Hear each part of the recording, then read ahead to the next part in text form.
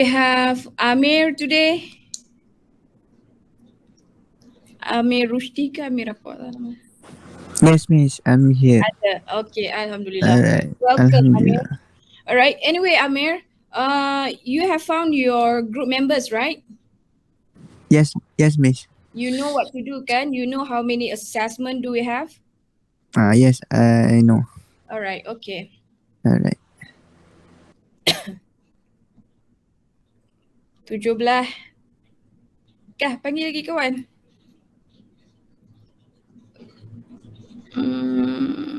Ya Allah, apa saya nak tengok tadi? Oh, saya nak tengok ni.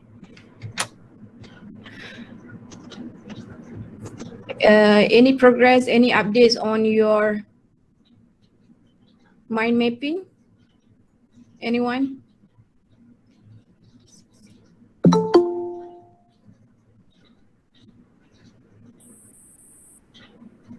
Ni case tadi.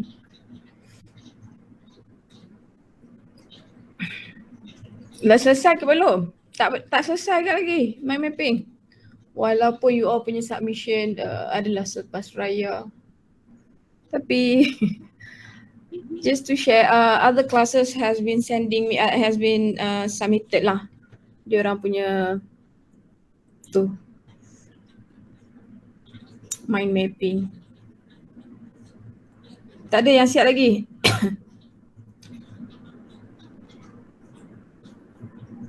Tak start buat lagi ke? Your mind mapping ke you all dah start buat dah? Dah start dah. Dah start dah, okay. Bukan apa, I'm afraid that because it's just mind mapping kan, janganlah stress sangat mind mapping je. I'm afraid you'll be redundant dengan other assignment daripada subjek-subjek yang lain juga. So sementara subjek CSM510 ni agak mudah untuk you all, why not you all selesaikan, settlekan di mana yang you boleh settlekan as soon as possible. Right, because after this you will need to submit your role play kan. So role play punya video.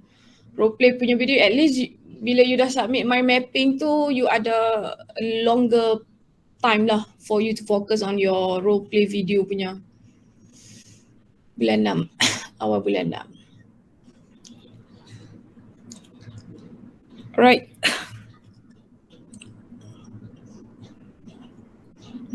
Lagi 10 orang.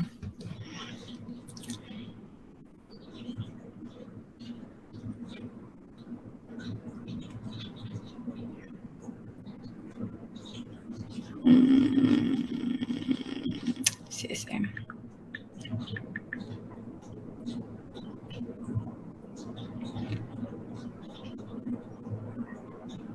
Nanti ingatkan saya untuk kita go through dengan you all punya video lah for your service failure untuk confirmation whether it's approved ataupun tidak. Ke saya dah go through dah. Not sure whether it's with your class ataupun the other class. Document, alright, Google Sheet.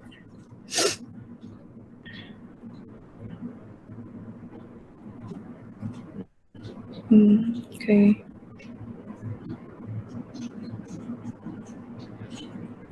Satu, dua, tiga, empat, lima, enam, tujuh, lapan, satu, dua, tiga, tujuh. 1, 2, 3, 4, 5, 6, 7. 1, 2, 3, 4, 5, 6, 7, 8. 6, 7, 7, 7. Okay, another 2 minutes, alright. 8:40 we'll start while waiting for your friends. Boleh Apalah, kita tunggulah kawan-kawan you all.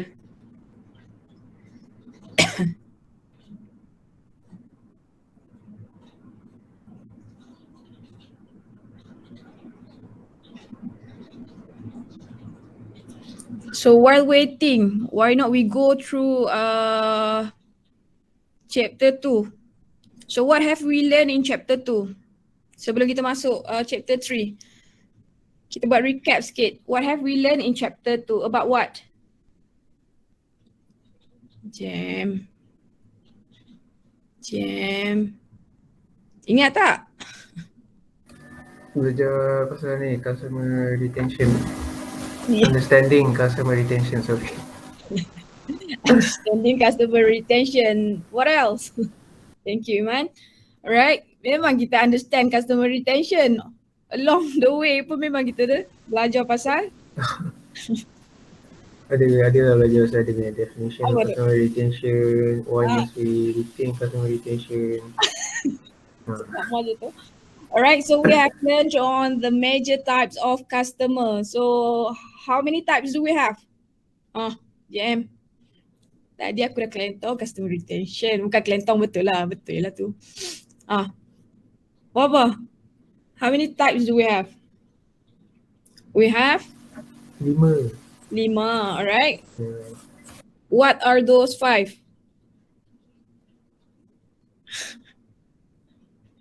Fateh Nurina.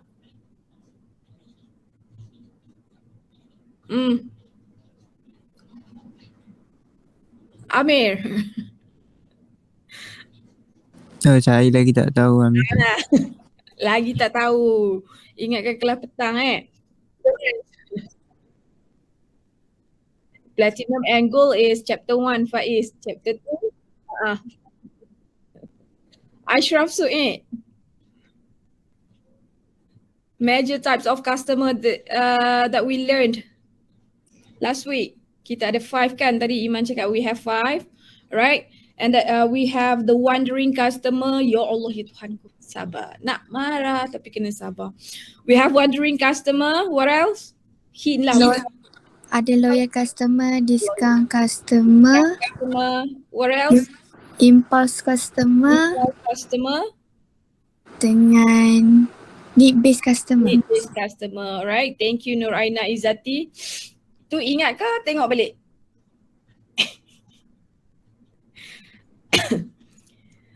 Okay, and then apa lagi kita belajar? Okay, how many types of expectation do we have?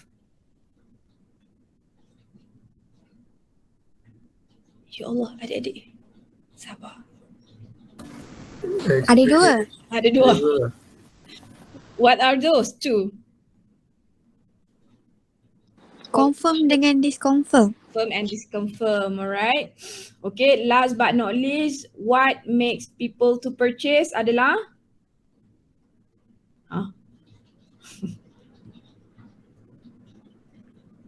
I twist ayat dia sikit tau. What? Psychological influence. Psychological influence. And then what else? Personal influence. Personal influence. Social and cultural. Apa? Social and cultural. Social and cultural. Alright. Thank you so much Nurul Syuhada. Ya Allah, yang lain. Masya Allah, nak marah tapi kena sabar, tak apa. Alright, okay. Shall we start? We have 21. Tak masuk pun, yang lain is okay. Status siap. Alright, before that, Bismillahirrahmanirrahim. Assalamualaikum warahmatullahi wabarakatuh. We will proceed with chapter 3, alright? So a very short, bukan subject lah, a very short chapters lah, okay? So chapter 3 is all about dealing with difficult customer effectively. Difficult customer tu siapa? Who are the difficult customer? Kita lah, sometimes kita ada emotion yang kita tak boleh nak control kan. Alright, tak ada kena mengena, tambah-tambah wanita kan. Bila tiap-tiap bulan tu dia ni adalah tak ada kena mengena pun. Tak ada orang tak ada masalah dengan dia pun, tetapi disebabkan oleh the physical emotion ataupun that uncontrollable behavior tu yang menyebabkan kita kadang-kadang maybe tertunjuk muka, maybe termarah dengan that particular staff kan. Alright, walhal kita tak sengaja pun, and that we have to accept that one lah, because that's the human nature. Okay, so apa yang kita akan belajar in chapter 3 is, yang pertama, we will get to know who are the difficult customer. Alright, so why customers are difficult? Have you ever been a difficult customer? Pernah tak anda, you rasa macam, aku tak ada masalah pun sebenarnya saja? Ada? Any of you yang pernah menjadi a part of the difficult customer? Pernah. Pernah. What happened, Aina? Mind to tell? Mind to share with the class? Apa yang you buat? Apa yang saya buat, macam saya ada masalah personal, so emosi tu terbawa-bawa masa tengah beli barang. Alright, is it walk-in punya ni lah, face to face punya transaction lah Face to face. Okay, alright. So that's it lah. Itulah yang one of the difficult customer. Kita manusia biasa kan, kita tak boleh nak lari daripada nak control our own emotion. Alright. And then we'll get to know the characteristic of difficult customer and the ways macam mana kita nak handle.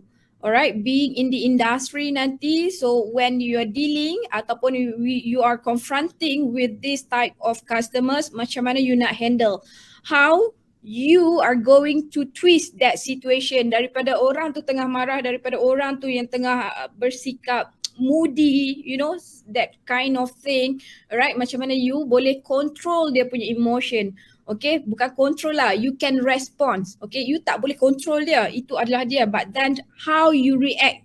Okay, so that reaction tu lah yang kadang-kadang boleh menyebabkan the emotions of that particular customer tu daripada tak suka jadi suka. Alright, and then sometimes it is not only from the part of the customers tetapi on the part of we as the providers juga merupakan salah satu penyumbang kepada sesuatu isu. Kadang-kadang kita sendiri kan being at the front, okay, so we are dealing with a lot of things dengan customers yang datang daripada all walks of life, alright, the macam mana nak melayan orang tua, macam mana nak melayan customer yang moody, macam mana nak layan kanak-kanak, alright, so those are the things that we will go through today. Okay.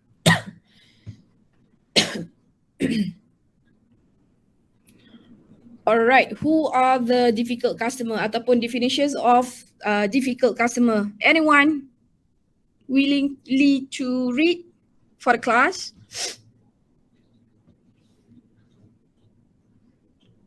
Minta tolong. Saya baca Miss.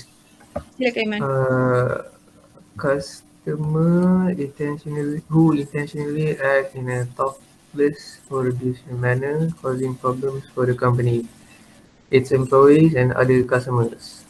Itulah definition of customer yang difficult. Correct. Thank you so much Iman.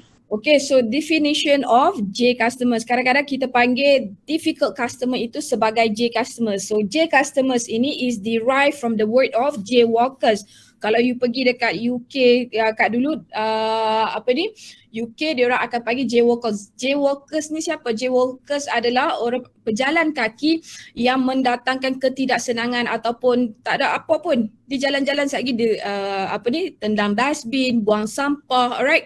Tak ada orang cari pasal dengan dia pun, tetapi dia sendiri, emotion dia sendiri, right? So that is what we call J worker, and from that word itself, kita turn in customer service into a J customers yang intentionally act in a thoughtless or abusive manner, okay, and then causing problem for the company, not only for the company tetapi juga kepada its employees and other customers. Tidak juga dia mengganggu the image of that company, tetapi kadang-kadang you will be dealing with customers yang akan mengganggu diri you sendiri sebagai as employee of that particular company, dan kadang-kadang akan boleh mempengaruhi orang sekeliling. Orang sekeliling tu Karen, correct kan? Orang sekeliling itu boleh influenced by that act of that particular customer, of that difficult customers lah. Okay, that is what we call J customers. Alright, so J customers is customer who behave in a thoughtless or abusive fashion, causing problems for the firm, its employees and other customers. Alright, so more potential for mischief in service business, especially when many customers are present. Maksudnya apa? Maksudnya apabila you are dealing with this kind of difficult customers, alright, at that time ada customer-customer yang lain, dia turut akan mengganggu ketenteraman customer lain. Customer lain maybe kadang-kadang kita ni tend to judge the situation kan. We don't know the truth, right? And then kita upload and then maybe kita, oh, this is not a good staff, she's not a good staff, he's not a good staff, they're not serving an excellent service. Alright, I'll better go away and find other competitors, other retailers. Okay, walhal itu adalah merupakan salah daripada customer itu sendiri, tetapi disebabkan you tengok that situation, you tend to judge, right? So that is why it is important for you to know how to deal, all right, how to twist the situation into a difficult customer to a happy customers, right? So no organization wants an ongoing relationship with an abusive customers. Is it better for you to end the relationship with the abusive customer ataupun to continue? Which one would you prefer? Adakah anda rela untuk continue the relationship with this abusive customer ataupun you don't mind losing them as a customer? Which one? Don't mind losing them. You don't mind losing them, right? So maybe some of you ataupun for those new businesses, alright, maybe they will try to keep that particular customers. Ialah customer kan. Okay, so kat situlah dia orang akan menggunakan that opportunity untuk apa? Untuk nak deal with that situation. If they think that they are able to deal with that situation, at the end of the day, maybe customer itu boleh upload, maybe customer tu boleh viralkan walaupun selepas aku buat macam ni, right? The manager, the staff are all okay, nice, been effectively handling my case, alright? And now daripada difficult customer, I have become one of their loyal customers, right? Sometimes it happen. Alright, so disebabkan oleh apa difficult customer ni? Customer ni dia misbehavior. Alright, so customer misbehavior ataupun consumer misbehavior, alright, adalah the actions and attitudes of your customers outside of the accepted norm. Maksudnya apa? Yang tak boleh diterima akal ataupun tidak boleh diterima lah accepted norms. Kadang-kadang kesalahan diorang itu masih lagi boleh diterima, komplain diorang itu masih boleh diterima, tetapi kita punya limit di mana this is not the rules and regulation, this is not the policy of our company. We are so sorry, we could not accept your norms, your behavior.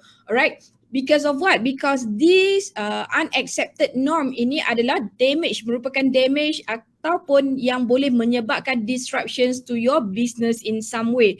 Disruption in terms of what? Disruption to your negative word of mouth, bad image of your company, right? Sometimes there are the difficult customers yang sampai boleh menyebabkan sehingga kecederaan not only to the employees tetapi juga boleh disrupt your companies in certain ways, such as breaking the windows ke, smashing the windows, smashing all the meja ke, the kerusi ke, the counters, alright? Okay, so smashing a window itself adalah merupakan a form of misbehavior yang tak boleh diterima lah, walau macam mana dia marah sekalipun, alright? You still have to deal with that situation. Itu adalah misbehavior. Right? So macam mana you nak control ni? Kita tak boleh control kan. Orang yang pemarah ni kita tak boleh nak control. We cannot do anything with those pemarah, orang panggil apa? Panas baran ni kan? Temper. Orang yang ada high temper ni kita tak boleh nak cakap kat dia jangan kan, lagi kita cakap lagi ni. So macam mana you nak twist that situation daripada dia temper, alright, macam mana, how are you going to twist daripada temper into a cooling temperature kan, bagi biasa balik, right? Daripada yang first adalah your reaction and then your words. Okay, your words itulah memainkan peranan. Your words, not only your words, your gestures, cara you bercakap, mata you, alright. Semua itu memainkan peranan yang amat penting untuk nak turn ataupun twist that situation into a normal punya temperature, okay. Alright, so as kenapa this misbehavior ini adalah unaccepted? Because of what? Because it act as a threatening ataupun assaulting the employees. Okay, so apa types of difficult customers yang we will go through adalah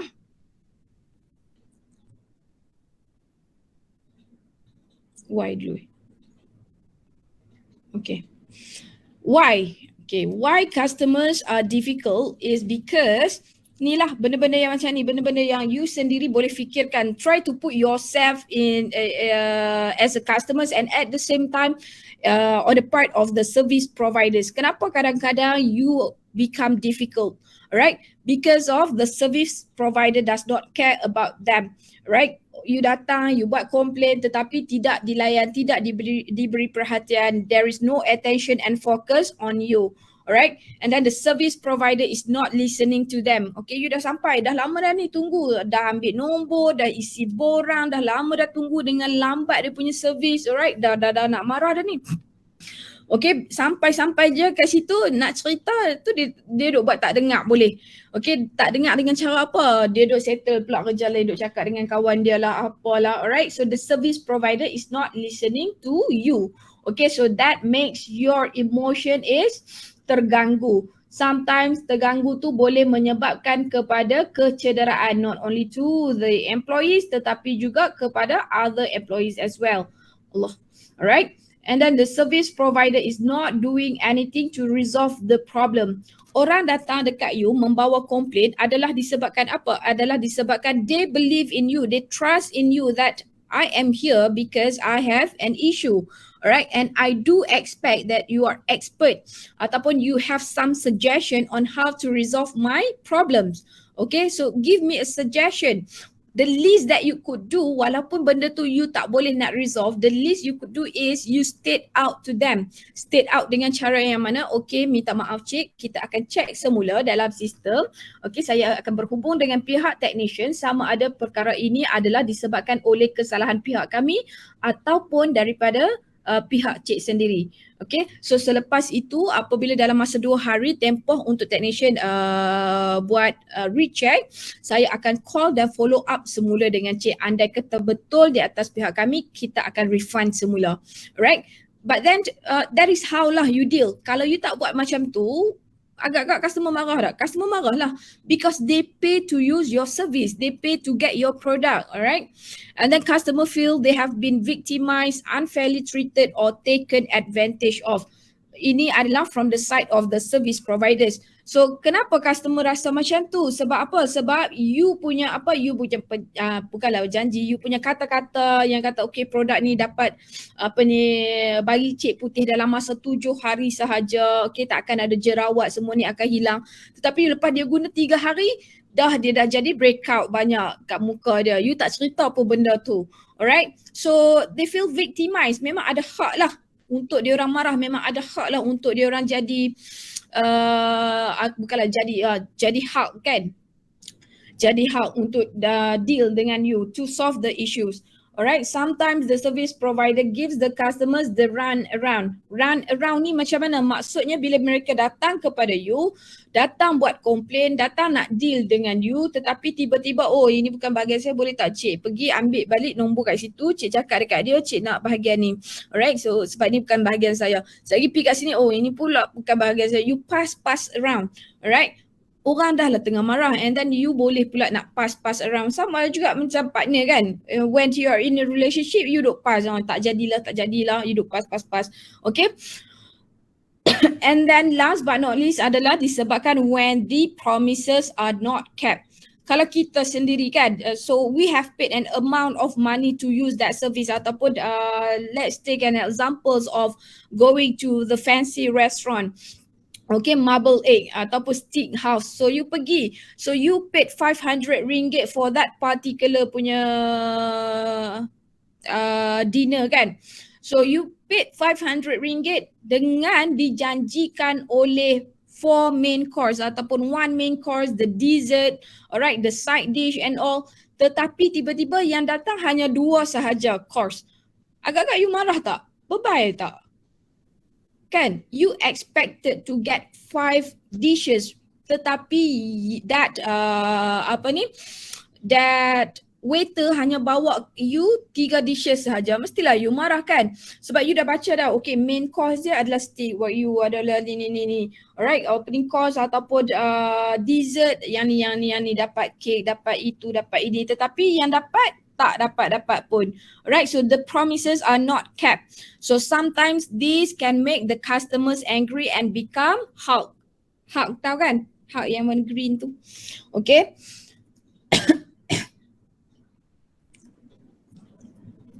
Alright, so we'll go through with the characteristic of difficult customer. We have 7 characteristic of difficult customers. Yang pertama adalah the cheat. The cheat ni macam mana? From your own point of view. Daripada words, the cheat. Yang jenis apa? Menipu. Menipu untuk menggunakan service you, menipu untuk mendapatkan produk you, alright? And then we'll have the thief. The thief ni pencuri lah kan, tak nak bayar tapi nak guna, tak mau bayar. Okay. And then we have the rule breaker. So rule breaker ini from the word itself, rule breaker adalah orang yang tidak mengikut peraturan, arahan. Okay, no policy. Tak ikut you punya policy ataupun rules and regulations of your company. Right? And then we have the belligerent, the family feudist, the vandal and also the deadbeat. Okay? So the cheat ni macam mana? Yang menipu untuk mendapatkan sesuatu. So macam mana dia menipu? Kita tengok.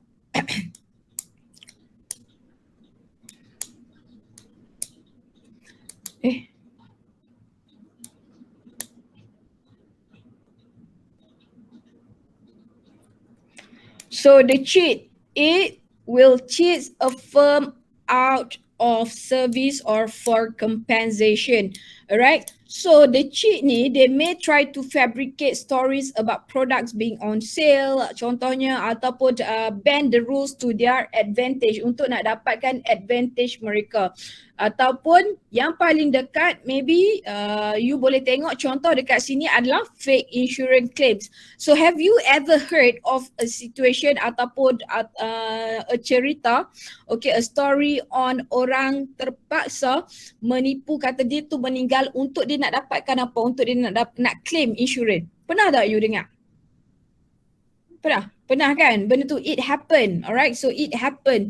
Sebab apa? Disebabkan oleh keterdesakan hidup. Alright, keterpaksaan lah mereka kena buat macam tu. Untuk apa? They will try to think of various ways to cheat the firm. Okay, cheat the firm. Macam mana aku nak dapatkan insurans ni? Macam mana aku dah tak dapat duit kan? Alright, KWSP tak boleh keluar pula. Okay, and then nak minta tolong dah tak ada saudara mara pula. Kawan-kawan semua dah pun masing-masing ada masalah masing-masing kan. Macam mana aku nak bagi, nak beli pampers anak-anak, nak beli makan anak bini apa semua, alright. So the least that you could do, sometimes memang ada sejarah dan memang ada perkara itu berlaku. Okay, you can just Google about that case, alright. Di mana orang terpaksa menipu kematian mereka untuk dapatkan apa? Untuk dapatkan insurance claims, alright. So these two couples ataupun these two husband and wife, what they did adalah dia orang menipu pihak insurans, menipu kata lelaki dia meninggal lah apalah apa semua kan, alright.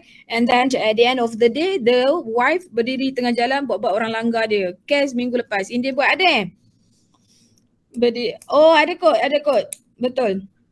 Ada kot yang pakcik tu nak masuk simpang tu kan. I'm not sure whether it's the same video yang siapa said. Betul lah tu. Saya nampak juga benda tu menipu kan. Nak dapatkan benda-benda macam tu lah. Alright, dia tipu. Benda tu happen in real life. Even recently pun happen kan. Untuk apa? Untuk dia nak claim. Claim apa? Claim daripada orang tu. Oh, you langgar I. Nasib baiklah pakcik tu ada, bukan CCTV, ada apa orang panggil kamera dekat dalam kereta dia tu kan. Alright. Dashcam. Dashcam tu kan. Okay, so dashcam I do believe dan juga saya juga menyokong hasrat orang ramai petition. Saya nampak lah petition tu kan. Dashcam itu akan dijadikan salah satu item yang bukan penting lah, dimestikan, diwajibkan untuk semua keluaran kereta selepas ini, because it's true kan. Sama juga macam case okay, sajalah nak tanya you all, untuk pendapat you all, you know the case of Sam Keting tu, do you know? Tahu yang langgar budak-budak naik basikal kan. Yang langgar budak-budak jalan basikal tu kan. Alright, the rest of you tahu tak kes tu? From your point of view ataupun daripada you punya fahaman dan you punya pembacaan, kalau you baca lah, kalau you ikuti cerita tu lah, daripada pihak you rasa siapa yang salah? Adakah the parents ataupun Sam Keting tu yang salah? Parents dia. I think both salah. Okay, can you specify more, Siti Aminah? Both salah. Because to me, the parents are wrong because they do not take care of the kids. Correct. Sampai nak keluar malam-malam tu semua. Tapi Sam Keting tu salah sebab macam doesn't make sense for a car untuk langgar semua 8 budak sekaligus tu, macam fishy lah bagi saya lah. Saya rasa macam kalau 2 orang meninggal, ketiga macam okay lah fine. Tapi kalau semua meninggal macam okay, macam takkanlah bomb so semua mati kan. Macam pelik lah. Okay. And, lepas tu bukankah dia cakap dia buat pengakuan tak bersumpah something like that. Not sure on that part. Because my dad said he baca and all that, he said she did not make the pengakuan bersumpah or something. Dia buat pengakuan tak bersumpah. So macam she can hide some facts. I don't know lah. But to me macam parents salah on that side. Tapi dia pun salah sebab saya rasa macam no matter what, if you're driving, you need to be aware. Even if it's late at night, to me lah. Okay. I mean, this is non-biased, tak kira agama whatsoever lah. But to me, it's like supposed to be something like that lah. Plus 8 orang sekaligus. Doesn't make sense lah. Saya rasa macam pelik 8 orang sekaligus. Macam bukannya langgar bas tu apa, 8 orang dalam kereta tu ke apa kan. Tapi basikal. Macam tak tahulah, saya rasa lah. Okay, alright. So that is thank you Siti Aminah for sharing your point of view. Anyone yang ingin menyangkal Siti Aminah punya ni, ada tak? Nak debate, kita debate jap, ada tak?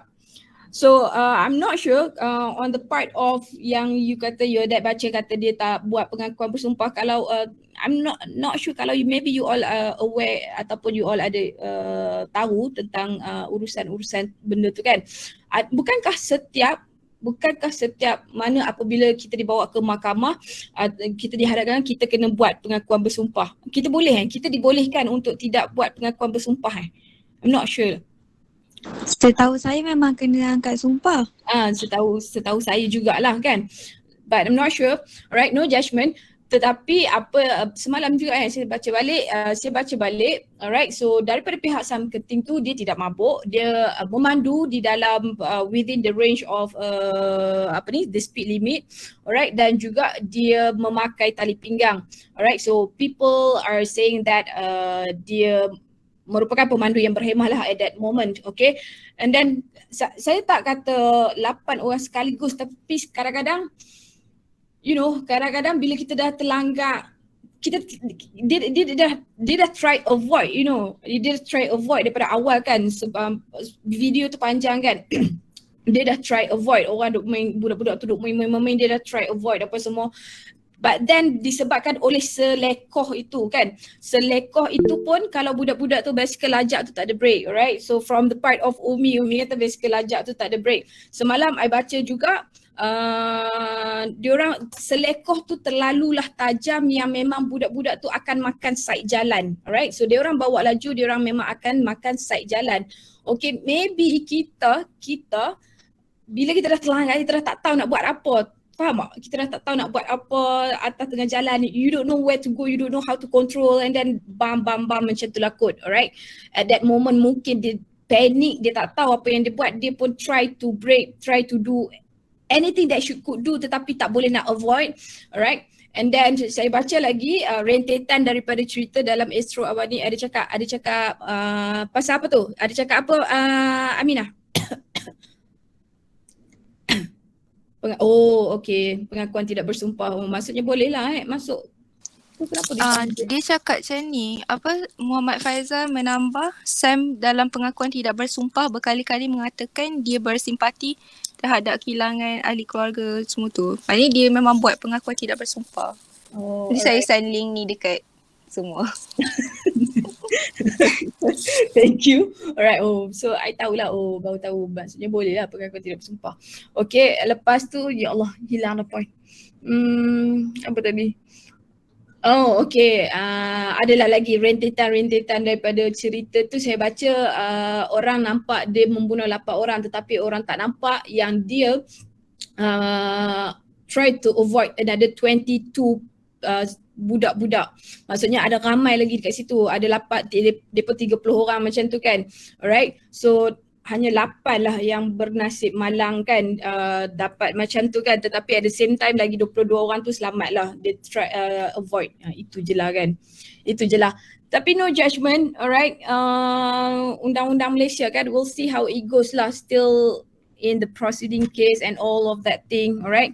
So kita hopefully the best, itu sajalah. Alright, so nak kata apa kat sini? Nak kata yang the cheat tu lah tadi, macam Syed cakap tadi, yang baru-baru ni kalau you all tengok viral tu, pakcik tu nak masuk simpang, tiba-tiba lelaki India tu terjun atas tu kan. Alright, so apa yang dia buat tu adalah, itu adalah salah satu contoh lah, dia nak cheat, dia kata you langgar I, you bayar dekat I apa semua, nasib baiklah pakcik tu ada bukti in terms of the dash cam. So same goes juga in terms of the service industries ataupun business industries, adalah mereka yang memikirkan segala cara, things of various ways to cheat the firm in order for them to get the advantage, the benefits from the firm. Contoh yang paling dekat itulah fake insurance claims kan. Alright, and then we have the thief. So the thief sebagai pencuri. So pencuri ni dia nak apa? Dia nak masuk bagi salam ke? Tak bagi salam, betul? Pencuri, nama pencuri. Alright, apa yang dia nak? Dia nak dapatkan produk, dia nak dapatkan barang, servis tanpa membayar. Alright, so main goals dia adalah to obtain items, product or service without even paying. Without even paying. Memang pencuri, when we talk about pencuri, is pencuri lah. Alright, so there is no intention of paying, alright, and then they set out to steal ataupun to pay less. Alright, so service lend themselves to clever scheme to avoid payment. Alright, contohnya apa? Contohnya you pergi theme park, alright, ada ke kat sini? You pergi theme park, riding free on public transportation. Pernah buat tak? You all pernah buat tak ni? Shoplifting in retail stores, not paying for meals at a restaurant, sneaking into movies. Any of you pernah buat benda ni? Jujur. Gila nak jujur. Masa kecil dulu pernah lah. Kecil. Cik benar lah miss. Benar kan? Alright, pergi kedai tu ayah duk bayar kat depan, kita senyap-senyap ambil coklat kan. Alright, ayah tak bagi, ambil senyap bubur dalam poket. Alright, so it happen kecil-kecil apalah kan. Belum. Kadang tak sengaja pun pernah juga miss. Macam pergi kedai makan, ramai-ramai lah, ingatkan kawan dah bayar, kita pun bangun pergi, rupanya tak bayar lagi. Okay, so in that case, if you have no intention, alright, what you need to do adalah, hang tak bayar lagi, go back. Cakap, benda tu ada, baru ni saya baca, pasal apa tau? Dia peringatkan dah bayar. Okay, so dia mencari balik orang yang jual tu supaya dia nak bayar. Dia ingatkan kawan dia dah bayar. Alright, so what you need to do bila dia tahu macam tu, jom lah kita pergi balik, bayar balik kan. Alright, bila you dah sampai umur yang mature enough to think what's good and what's bad, so you'll do on that part lah. Adakah anda pergi balik Nur Aina Izzati? Kau buat tak erti lah. Saya pergi balik sebelum masuk kereta tu. Okay, alright. So itu bukan the thief lah. Maksudnya you sedar benda ni kan. Tetapi the thief itulah motivation ataupun itulah misi dan visi dia untuk nak pergi ambil tanpa membayar. Right, kadang-kadang you pergi ride theme park kan. Pergi ride theme park, katakan you dah bayar tetapi you belum pun bayar, right? Untuk nak menggunakan sesuatu servis. Sometimes ada juga yang riding free on the public, alright? So bypassing, kadang-kadang you tipu in terms of the electricity meters pun you boleh. Contoh kan, electricity meter. You boleh cheat, alright? Orang yang pandai control that tu, dia boleh cheat. Okay, TV cables, kadang-kadang you ambil TV cable, orang lain lah apalah. Alright, so macam mana firm patut buat adalah firm must take preventive actions against this thief. Alright, but making allowance for honest but upset-minded customers. Dia ambil tetapi dia tidak bayar. Baru-baru ni ada juga yang saya tengok viral in case of, I'm not sure whether dia India ke, dia Rohingya ke, yang tu. Staff prasarana, it happened at 7E if I'm not mistaken lah. Staff prasarana memukul seorang lelaki disebabkan oleh dia ambil Maggi kan. Dia ambil Maggi tapi dia tak bayar, alright. And then maybe you all aware of this case. Waktu banjir hari tu kan, Bangla ambil Maggi 7E kan. Alright. Waktu banjir hari tu yang berlaku adalah tu kedai Maidin. Betul tak? Kedai Maidin yang masuk banjir, lepas tu barang-barang semua you all ni tak, geng-geng Rohingya kot, yang banyak geng-geng Indonesia kot, tak tahulah, no judgement lah. I tak ni pun, I hanya baca kat situ lah, so I bagi tahu dekat you all kan. Diorang ambil barang-barang daripada Maidin tu. Tahu tak kes tu yang masuk beritahu? Tahu kan? Right, so dia orang ambil, but then bila benda tu dah jadi isu yang besar, pengerusi ataupun the CEO of Maidin cakap apa, Tan Sri kata apa, Tan Sri kata dia halalkan, alright. Sebab apa, maybe dia, yalah, the honesty bukan daripada orang tu tetapi honesty from the firm itself, cakap tak apalah saya halalkan kalau betul anda memang terdesak kan. So maksudnya apa, from Maidin to Awardin lepas kes tu. Awardin tu yang mana? From Maidin. Awardin tu dia saja je dia buat troll lepas kes tu, madam.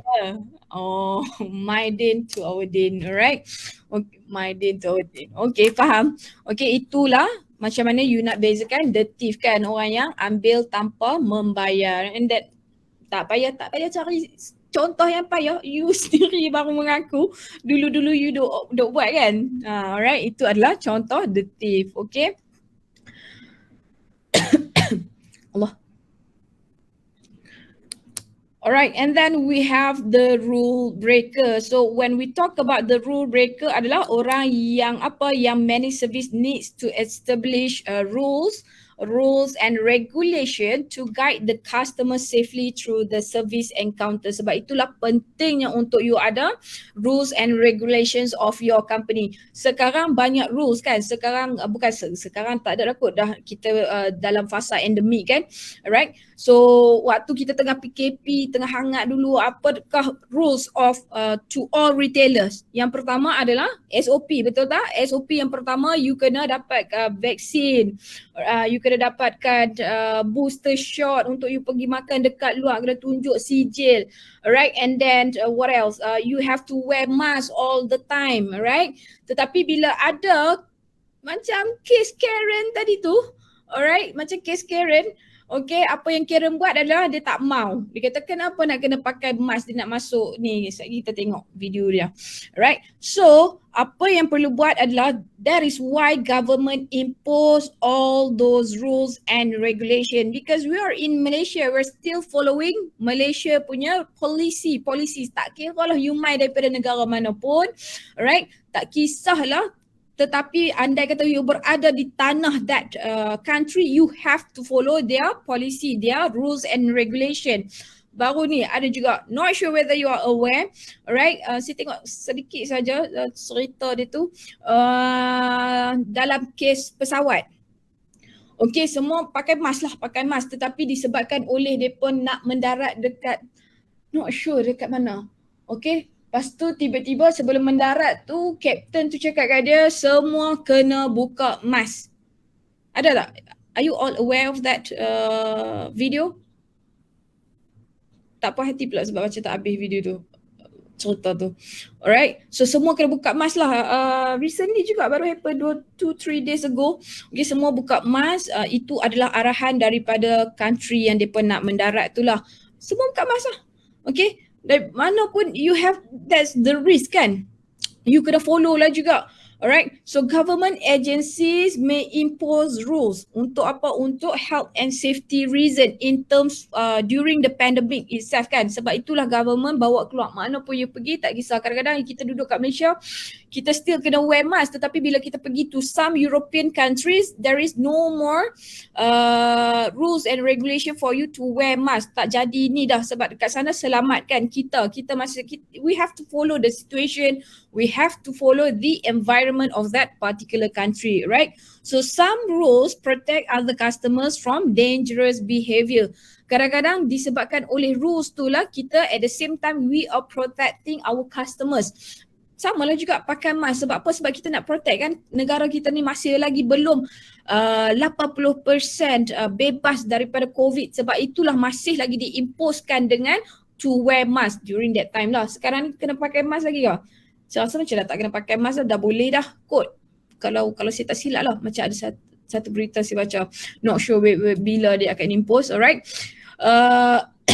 So you have to ensure your company rules are necessary, should not be too much ataupun inflexible. Maksudnya sekadar necessary. Sama juga you kena letakkan apa. So make sure bila barang yang you jual, okay, melibatkan refund policy kan, service warranty, you have to clearly mention,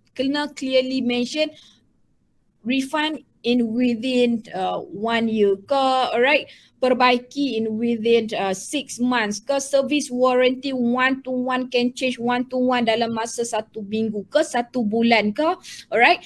Tetapi itulah kecerdikan service providers. Kenapa? Memang dia buat tetapi dia selalu letak yang kecil-kecil kan, letak kecil-kecil kat situ, alright. So but still tak boleh nak kata apa because that is a part of their marketing skills kan, dia orang punya ni. Okay, so as a customer, what you should do adalah you have to follow ataupun baca satu-satu. Alright, and then kalau you nak beli rumah ataupun kalau you nak buat loan, ada black and white, ada dia punya policy, ada dia punya arahan, ada dia punya the do's and the don'ts kan. Kalau you buat macam ni, berapa you punya percentage in terms of the kalau profit, bukan profit. Berapa yang you nak kena bayar tu? Orang panggil apa? Masya Allah. Apa yang you bayar? Berapa apa dia? Kos ke? Bukan kos. Kalau you pinjam 10, so bulan-bulan you kena bayar 1.25%. Tu orang panggil apa? Interest. Interest, Masya Allah. Interest kan.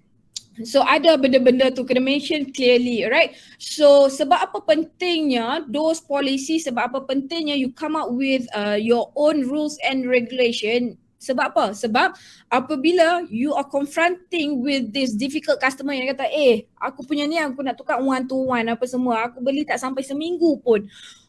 So kat situlah, minta maaf cik, kita dah semak semula, kita dah ada dekat sini, kita dah state, saya pun dah suruh cik baca hari tu, alright. So kalau cik bersetuju nak ni dalam masa 4 hari, right.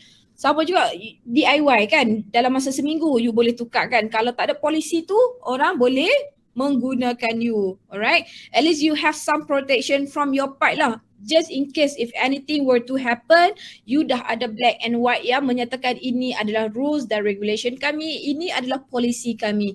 Seperti sebelum cik sign, saya dah suruh cik baca dahulu. Okay, dekat sini pun kita dah tengok, cik dah turunkan sign cik kan. Alright, so the rule breaker ini akan mencuba seribu cara untuk nak mencari kesalahan you, alright. So customer that does not abide the rules a firm sets for itself, alright. Sebab itulah kita tengok rules set by the service providers are meant to help to smooth the operation, avoid unreasonable demands on the employees, alright, prevent misuse of product and facilities, okay. Alright, and then we have the Belgrade. So Belgrade ni yang macam mana? Yang paling dekat lah kan, yang paling dekat tu Kak Long. Kak Long kan, Kak Long 7E, alright, betul. Okay, so a customer who shout angrily or maybe mouthing insults, threats and curses. So service personnel are abused even when they are not to blame, alright. Yalah, dengan kata-kata kesat yang dikeluarkan, dengan gaya dia yang memang macam nak masuk gelanggang WWF Worldwide Fighter kan, dengan gaya Kak Long, taklah kata ni kan, tetapi itulah yang kita tengok, alright. So kalau you berada di tempat staff tu, you yang macam mana? You akan jenis bertenang ke, you akan jenis akan balas balik ke, you ataupun you macam paling kurang pun you menangis? Which one are you? Saya dengar anak dia. Dera anak dia bertendang, takutlah. Takutlah Faiz, janganlah tendang. Alright, so that is why it is very challenging to be in the service line. Bukanlah ni kan, tambah-tambah bila you berada di barisan hadapan, you yang akan merupakan orang pertama to deal with the customers, to front with the customers. Itu adalah benda yang paling challenging lah for me. I've worked before. Saya bekerja sebagai kerja pertama saya adalah sebagai pekerja pam minyak kan. Lepas habis SPM tu saya kerja. So I've been dealing with dengan customer yang jenis nak isi minyak penuh tapi tak mau bayar lagi, jenis tunjuk-tunjuk angkat tangan saja penuh-penuh. Alright, benda-benda macam tu tak boleh. Sebab apa? Sebab kadang-kadang kalau lepas je dia letak nozzle tu, lepas tu dia belah macam tu, yang rugi tu cashier, yang rugi tu kita sebab kita yang buat transaction tu. Alright, and then becoming a cashier daripada pam masuk ke dalam jadi sebagai cashier. So cashier pula dealing with a lot of customers. Ada customer yang yalah kadang-kadang customer yang duduk orang-orang kat situ, orang-orang taman dekat situ kan, dia ni berkira dengan aku, berkira tak berkira lah, kalau ambil tak bayar gaji aku yang kena tolak, you know, that kind of ni. Alright, and then itulah macam Faiz tadi, maybe Faiz tak sesuai lah kot. Bukan tak sesuai untuk menjadi barisan hadapan, kena duduk atas level-level atas sikit. Alright, so nanti you all bekerja kan, to start off maybe you all pergi dengan customer service punya line ke, customer call, customer center. Alright, customer center tu banyak duit tau you all, walaupun you all nampak apa ni, tak, you don't judge a person punya kerja kan. Asalkan kerja tu kerja halal, okey lah, asalkan dia tahu macam mana dia nak cari duit kan. Alright, so jangan ingat disebabkan oleh apa ada kerja customer service benda biasa basic. No, that's not how you put it in your words. Alright, for me, apa pun business industry yang you masuk, tak kisahlah you masuk you jadi accountant firm ke, law firm ke, you masuk banking industry ke, kereta industry, F&B industry ke, you will be dealing with the customers. Alright, being as the front employees, you will be dealing with semua customer. Kerja airport pun stress, kena layan passenger luar negara kan. So you pernah kerja airport ke Aina Izzati? Pernah? Cuba cerita sikit, you bekerja sebagai? Saya ada dua kerja. First time saya kerja kedai coklat. Lepas tu dah masuk diploma and then cuti sen saya kerja kat kedai butik. Dua-dua kedai tu kerenahan yang kita orang nak kena layan adalah passenger yang macam passenger Arab lah, macam passenger orang putih ke apa, dia simple je sebab dia boleh cakap orang putih, dia boleh cakap English. Cuma yang macam Arab ni, diorang tak boleh nak speak English, tak boleh nak speak Malay pun tak boleh. So macam dah blank macam mana nak layan diorang. And then jadi diorang pula kalau datang kedai dah pegang barang letak merata. Jadi kedai tu jadi bersepah, tak tahu pergi mana dah barang. Kadang-kadang barang pun hilang, ada dalam beg diorang, ada diorang macam biarkan anak-anak diorang pusing-pusing dalam tu, menjerit apa semua. So jadi tension, stress jugalah, rasa nak marah pun bukannya faham bahasa Melayu kan. So macam biar je lah. Marah je lah. Biar je lah, tapi nasib baik lah macam kedai tu ada CCTV. Cuma kalau kita tak dapatkan balik barang tu, mesti kena tolak gaji lah. Yelah, it happen. Alright, thank you for sharing Aina. Sama lah juga, so saya bekerja sebelum ni cashier dekat tempat ICT tu kan. Pernah je saya bekerja kat situ buat part time. Alright, so bekerja kat situ, tahu kan tempat ICT selalu kan hujung-hujung minggu bawa girlfriend, bawa partner pergi kan. Jangan tipu. Pergi seorang je. Pergi seorang. Yang tak jawab tu maybe betul lah kot dia orang pergi dengan partner.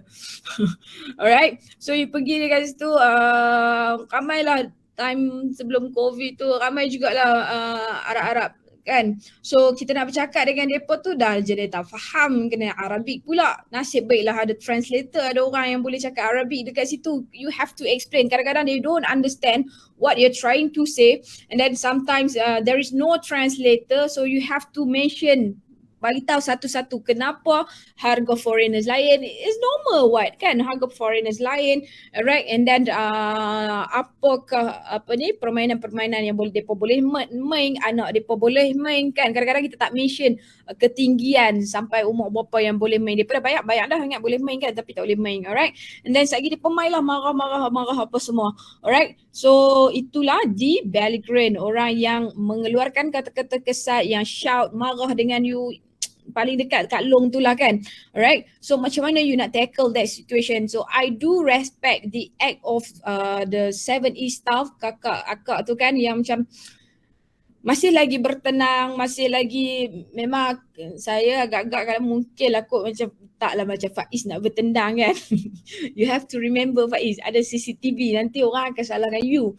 Orang akan salahkan you, apa pun orang akan salahkan you. Alright, and then tak adalah Faiz, melawak juga. Okay, kalau saya pun the least kalau tak boleh handle sangat kan, kalau you dah sampai limit your devil side is there, dah kat situ dah, lagi 1% tu dah keluar dah the devil side of you, the least that you could do adalah you minta maaf. Cakap minta maaf puan, saya panggil manager saya, right? Customer service, right? No, that's not true. Tetapi orang tu kan, kita kena bring the awareness of customer is not always right, alright. So sebab itulah pentingnya you belajar kan. Orang nak cakap tak apalah, cakap aku dah belajar, aku tahulah. Kalau hang sendiri, hang rasa hang salah ke tak? Kalau hang mai, lepas tu hang mai maki-maki macam ni. Right? Saya suruh dia didik balik anak dia. Alright? Okay. That happen kan. And then duk buat cerita sedih lah pula kan. Menangis, pergi minta maaf. Okay lah. Alright? So that is the belligerent, angry drunk people. Masalahnya ni tak drunk pun boleh jadi angry juga ni. Customer service calls. So when you are working as the customer service calls tu, beranilah sikit orang nak maki you kan, nak marah-marah you sebab tak berhadapan dengan you, bukan di gelanggang WWF, alright, secara ni di dalam telefon sahaja, alright. Okay, moving on with the family feuders. So family feuders ni yang jenis macam mana? Family feuders adalah a family member yang argue in the public. Employee intervention is not always good and it can cause for an uncomfortable situation for other guests. Alright, so family feuders at the same time adalah people who get into arguments with other customers. So often members of their own family duduk bergaduh sesama sendiri dekat tu kan. Dia bagi apa, restaurant setting. Contohnya apa? Contohnya lah Iman Syahir. Iman ni pergilah kedai makan, duk makan dengan future wife kononnya lah kan. Future wife ada anak, alright. So Iman ni pergi ambil makanan. Telefon pula tertinggal dekat meja, alright. Bini dah duduk kat situ. The wife is already sitting there kan. Dah ada makanan dia. So Iman pergi ambil makanan, handphone tertinggal. Lepas tu tiba-tiba sayang kat mana tu, alright. Lepas tu bini pula tengok. The wife tengok pula, cakap, ni siapa dia? Ni sayang aku kat sini, aku tak besi dia pun. Alright. So siasat, oh ada orang lain. Alright. So ada orang lain, berlakulah pertengkaran dekat situ, kat sini bergaduh. Alright. So tidakkah akan menimbulkan ketidakselesaan kepada the other customers? Alright. We are tambah pula orang-orang zaman sekarang ni kau boleh tengok benda-benda macam tu. Sikit yang viral. Alright. So the least that you could do, jangan intervene, tetapi from the side of the service personnel, apa yang you perlu buat maybe adalah minta maaf banyak-banyak cik, boleh tak kita pergi ke dalam bilik ni, selesaikan masalah cik kat dalam bilik ni. Alright. So give them their space. Suggestkan dekat mereka. Alright. So kalau dia orang okay lah ya, tapi yang lain, what can we do kan? Customer yang lain itu akan menimbulkan uncomfortable situation. Alright. So pernah jadi tak? Pernah tak bergaduh? Tak pernah? Benar? InsyaAllah tak adalah gaduh pasal tu. Okay. InsyaAllah. Okay. Alright. Kalau dah mengamuk pukul-pukul lah Chana Miss. Ada ke situation tu? Benda tu memang pernah jadi kan? Mengamuk pukul-pukul terpaksa lah. I tak kata you jangan tunggukan the waiter, jangan tunggukan the service. I rasa customer lain pun maybe akan berlaku adil dan maybe dia orang tengoklah the awareness kan. Kalau dah pukul-pukul akan ada orang yang masuk campur in terms of the customers itself. Alright. And then family feuders ni nak kata contoh family feuders yang baru ni I'm not sure whether isap tu last week suami curang, lepas tu minta maaf depan bini sampai serius lah. Dekat mana? Sekejap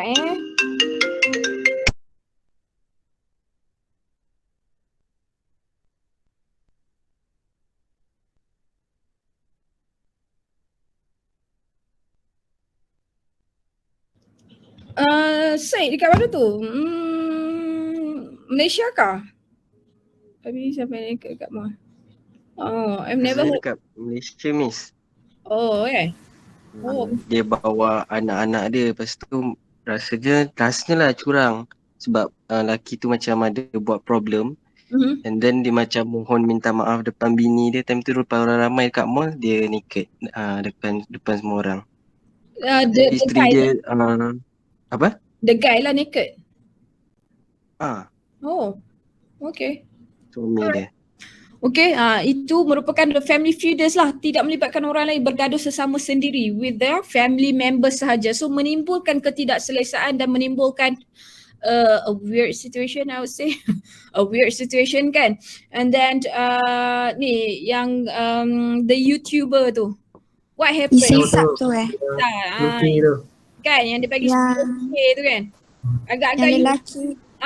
yang Tapi pada saya salah lelaki tu, kenapa dia nak bawa wife dia dalam situation macam tu? kan, I'm not sure whether the wife is pregnant, betul pregnant ke ataupun tidak. Sebab saya baca tu ada dikata tu kan, wife dia tengah pregnant kan. Wife dia pregnant 2 minggu. Alright, but for me salah saya setuju dengan Aina, memang salah lelaki tu sendiri. Alright, siapa suruh hang bawa kan? Tak ada siapa, hang dah tahu dah tabok duit. Kalau you all orang bagi 10,000, nak tak mau? Nak lah. Lagipun Miss, wife dia takkan tak boleh fikir situasi macam tu. Alright, and then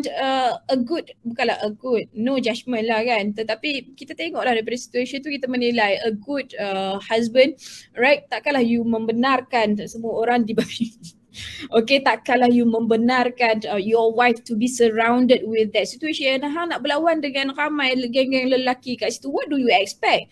Orang dah tabung duit 10,000 kan, dengan kekangan kewangan zaman sekarang ni apa semua, what do you expect? So you nak bagi apa? Nak suruh orang hampak tu bukan hampak tau, hampak Lempar Miss. Hampak tu bukan kata-kata macam tu, lempar. Takkan nak suruh lemparkan kapet merah untuk bini hang kot. Cakap okay, the wife okay boleh masuk laluan ni, right? Dah lama pun YouTuber, itu adalah dia punya cara untuk nak meraih, itu merupakan marketing dia, itu adalah dia punya macam mana dia nak advertise dia punya ni kan, nak menaikkan subscriber, viewers. Miss, sebelum kejadian tu sebenarnya Isisat dah mention hanya lelaki sahaja yang boleh datang. And then masa diorang tengah berebut nak masuk tu, wife dia memang dah dekat situ, dia memang dah mengamuk. Dia cakap ada budak India ke siapa tak sentuh wife dia. Saya rasa tak sengaja kot sebab sempit kan, padat kan. Tapi kalau apa Aina cakap, melalui Aina cakap ni, Aina cakap apa ni, Isa tu dah mention, alright, only the guys kan, only the guys, maksudnya yang salah tu terang-terang lah depa. Kan, terang-terang lah depa, aku dah mention dah pun, aku tak suruh pun, aku dah mention kan. Alright, kat situ dia boleh backup lah in terms of that, alright. So itulah yang kita panggilkan the family feuders kan. Kadang-kadang you pergi restaurant setting, you pergi duduk tengah bergaduh, alright, bergaduh laki bini, it always happen jugalah. Sometimes maybe you will confront ataupun you pernah menyaksikan benda-benda ni in real life situation kan. Okay, and then we have the vandal. Vandal ni yang macam mana? vendor lah, vandalism, yang melakukan vandalism disebabkan oleh ketidakpuasan hati ataupun you're unsatisfied with the service ataupun maybe with the employees ataupun you punya manager. Right, so the vendor ini boleh berlaku not only to the customers tetapi juga berlaku daripada pihak the staff itself. Alright, so a customer who perform physical abuse to service facilities and equipment. Dia tak berani nak masuk gelanggang WWF dengan you secara bersemuka. So apa yang paling dia berani adalah the least that you could do, the customer could do adalah menyusahkan, melakukan physical abuse towards your company. Dengan apa? Dengan duk picat, baling telur, benda-benda tu kan. Alright, so educating customers on how to use the equipment properly can reduce the likelihood of abuse or careless handling. Alright, contohnya point number 2 ni, macam mana you nak educate customers how to use the equipment properly. You pergi naik public transportation, ada dekat situ, ada note-note kecil kan, jangan buang sampah, benda-benda, jangan conteng, jangan cat apa semua. Alright, so that is one of the way to educate the customers. Alright, macam mana nak avoidkan mereka daripada melakukan the physical abuse towards the service that you're servicing them. Right, so vandals ini adalah unhappy customers looking for revenge. Alright, people under the influence, non-customers and employees. Boleh jadi non-customers and employees. Non-customers tu macam mana? Oh, dia tak berani, dia upah orang. Alright, contoh Alung kan selalu kan, tapi tu cerita Alung lah, bukan disebabkan ni kan. Alright, tu cerita Alung kan. Alung tak Alung? Pinjaman kononnya pinjaman wang berlesen. Alright. So service vandalism includes apa? Kadang-kadang it could include pouring soft drinks into the bank cash machine kan. You bawa masuk soft drinks tu, you bawa tuang dekat dalam machine ATM. Alright, slashing bus seats, benda-benda tu vandalism lah. Ataupun breaking hotel furniture, tak puas hati dengan the front staff ke, tak puas hati dengan makanan ke apa ke. The least that you could do adalah smashkan the window, pergi cat dia punya pintu. Alright, so bored and drunk young people are a common source of vandalism. Alright, tak ni unhappy customers who feel mistreated by the service providers take revenge. Kadang-kadang not only the customers, itu yang saya kata tadi, tetapi at the same time the staff itself tak berpuas hati. Tak berpuas hati dengan cara management, tak berpuas hati dengan kenaikan gaji, tak berpuas hati dengan your supervisor, your superior. Alright, so apa yang you boleh buat? Nak berhenti tak boleh. Sebab apa? Susah nak jalan sekarang. The least I could do adalah maybe aku hantar peringatan, warning kan, konon kan, warning. Alright, so buat kat situ conteng, cat. Alright, and then prevention lah. Prevention is always cure. Macam mana nak prevent adalah dengan you letakkan those education in terms of those notes lah, rules and regulation, what to follow, what to do and what you cannot do. Alright, itu adalah the vandal, what we call the vandal. Alright, and then we have come to the last one yang last kali adalah the deadbeat. Alright, so the deadbeat ni macam mana? So maybe you akan confuse the deadbeat dengan the thief, the cheat. Alright, the thief. Okay, sebab apa? Yang tadi the thief tu yang memang have no intention to pay. Alright, memang diorang nak, niat ni orang mencuri. Alright, meanwhile for the deadbeat ini adalah customers who fails to pay ataupun who delays their payment. Alright, as distinct, apa yang membezakan dia daripada thief adalah who never intended to pay in the first place. Those thief, the thief category adalah those yang memang have no intention to pay, tetapi the deadbeat ini adalah who fail to pay. Maksudnya apa? Maksudnya disebabkan oleh maybe kadang-kadang kita lupa bayar bil kan, so it happen. Kita lah tu selalu jadi the deadbeat kan. Kadang-kadang lupa bayar payment telefon kan, tiap bulan 100 lupa bayar. Lupa bayar apa? Lupa bayar wifi. Alright, so itulah yang dipanggil the deadbeat, yang delays payment disebabkan oleh terlupa lah, mostly sebab terlupa. Right, so apa yang you boleh buat? As a service personnel, you kadang-kadang kita terima kan first warning letter. Alright, saya selalulah tu terlupa bayar wifi. Sekejap datang tu first reminder. Right, so preventive action is better than cure. Apa yang you boleh buat adalah you insist on prepayment. Alright, asking for credit card number when order is taken. Sebelum kita nak handle ataupun before the deadbeat ni berlaku, okay, as this situation happen, alright, kita minta dahulu duit daripada dia orang. Kan sama juga macam case tadi yang saya kata, kalau you bekerja sebagai pama tu, orang yang you bekerja sebagai cashier, so orang dekat dalam your customer nak bubuh full kan. Sebab itulah pentingnya if you work as a cashier, you minta dahulu, you datang, okay boleh at least lah letak 100. Alright, so letak 100, you pergilah isi minyak dahulu, you pergi isi minyak. Kalau lebih daripada 100, you at least lah you ada 100 dah kan. You taklah kena tolak gaji sampai 100. Alright, sebab itulah pentingnya untuk you nak dapatkan dulu credit card number diorang just in case of anything kan were to happen. So prevention is always better than cure. Okay, customers may also have a good reasons for not paying.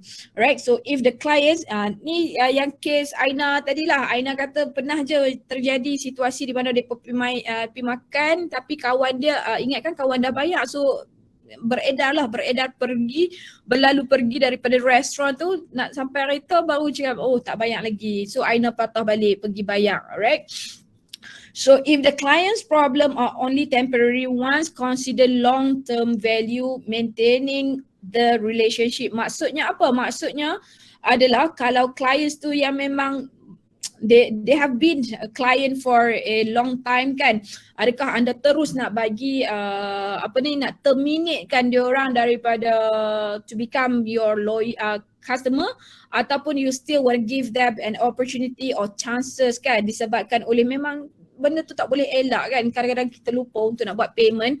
Alright, due payment. Okay, so selalunya sebagai service personnel adalah you akan memberi peluang. Alright, sebab apa? Sebab disebabkan oleh benda-benda yang tak dapat nak unavoidable situation. Alright, so you akan bagi peluang, ingatkan diorang dengan the first reminder, second reminder, third reminder tu okay. Third reminder tu maybe you kata we will impose a 50% of interest if you do not intend to pay. Right, so maybe dari situ okay aku akan bayar hari ni juga. Alright, okay, itulah yang dimaksudkan dengan the deadbeat. So firms can offer payment plans for customers in a temporary situation and if it's a valuable relationship they want to keep. Maksudnya apa? Maksudnya you still appreciate that relationship with your customer, hanya perlu diberi peluang, hanya perlu diingatkan sahaja. Alright, because you don't want to lose your customers. Customer ini bukanlah customers yang terlalu bermasalah, cuma perlu diberi peluang dan perlu diingatkan kan. Sama lah juga macam you all kadang-kadang lupa nak submission, dah submit belum, dah siap belum, in progress ke belum. Alright, okay, boleh?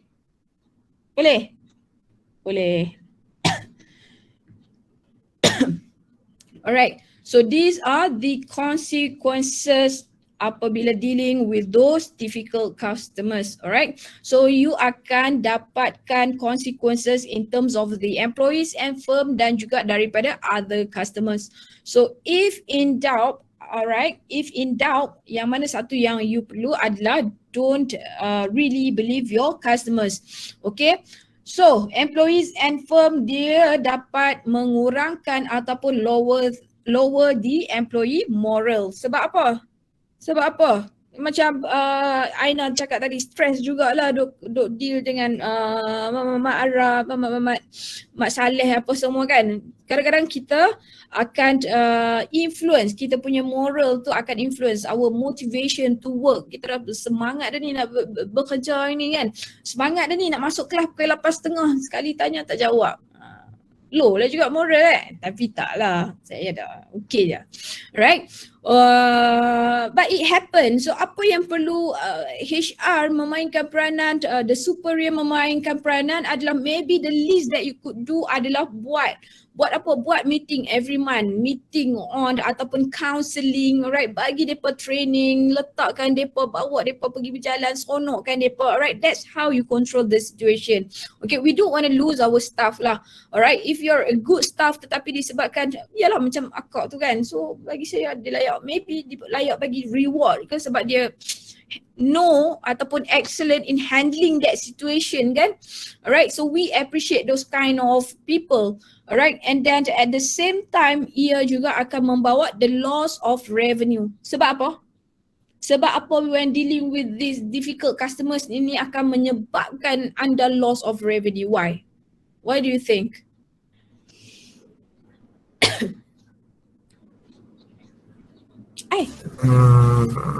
Contohlah kalau sebab dia loss of revenue ni, maybe saya rasa lah pada pendapat saya, kalau contohlah customer leasing dan datang restoran kan, dia akan buatkan orang customer lain rasa macam lagi tak nak ulang kan datang restoran kan, tiba cek customer leasing menjam ni kan. Dari situ slow lah customer, restoran tu lah akan lose sense of revenue lah. Alright, thank you. Correct, Iman. Right. So akan menyebabkan loss of revenue. If you don't know, you have to remember, if you don't know how to handle that situation, right? If you don't know how to deal with that environment, maksudnya you akan loss of revenue. Tetapi apabila you know how to handle that situation, people say, oh bagusnya, oh servis dia bagus, oh dia tahu macam mana nak tackle ni. Tadi akak tu tengah marah-marah, tiba-tiba akak tu dah sengih, dah senyum daripada tengah marah, dah jadi hug. Dah jadi frozen kan, daripada hot jadi frozen. So happy lah kan, orang lain macam oh bagusnya, lepas tu pergi cerita-cerita kat lain, positive word of mouth kan, right? Meanwhile kalau dah you je kat situ, you pun yang bertekak, bertendang, bermarah, ikut sama marah, cakap oh better I make a move before aku pula yang kena kan, right? And then it can also increase cost of repairing damage. You don't know how to handle that situation, you will gain loss. Alright, at the same time you kena increase pula cost of repairing damage. Sebab apa? Sebab you have been handling dengan situasi mana ni? Cost of repairing damage ni. Student pula lah. Masya Allah.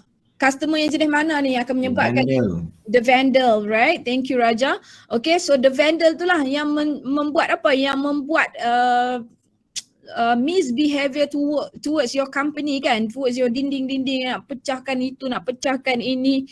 Alright, so you will have to use your money ataupun use your financing untuk nak repair all those damage, right? Okay. And then other customers ni sama juga macam Iman tadi kan, when we are dealing with those uncomfortable situation, kadang-kadang juga kita pun tak apalah bang, jom kita pergi kedai lain lah bang, tengok ni macam serius je bang kan, kita ajak pergi tempat lain, right? So other customers may observe this behavior and joins in.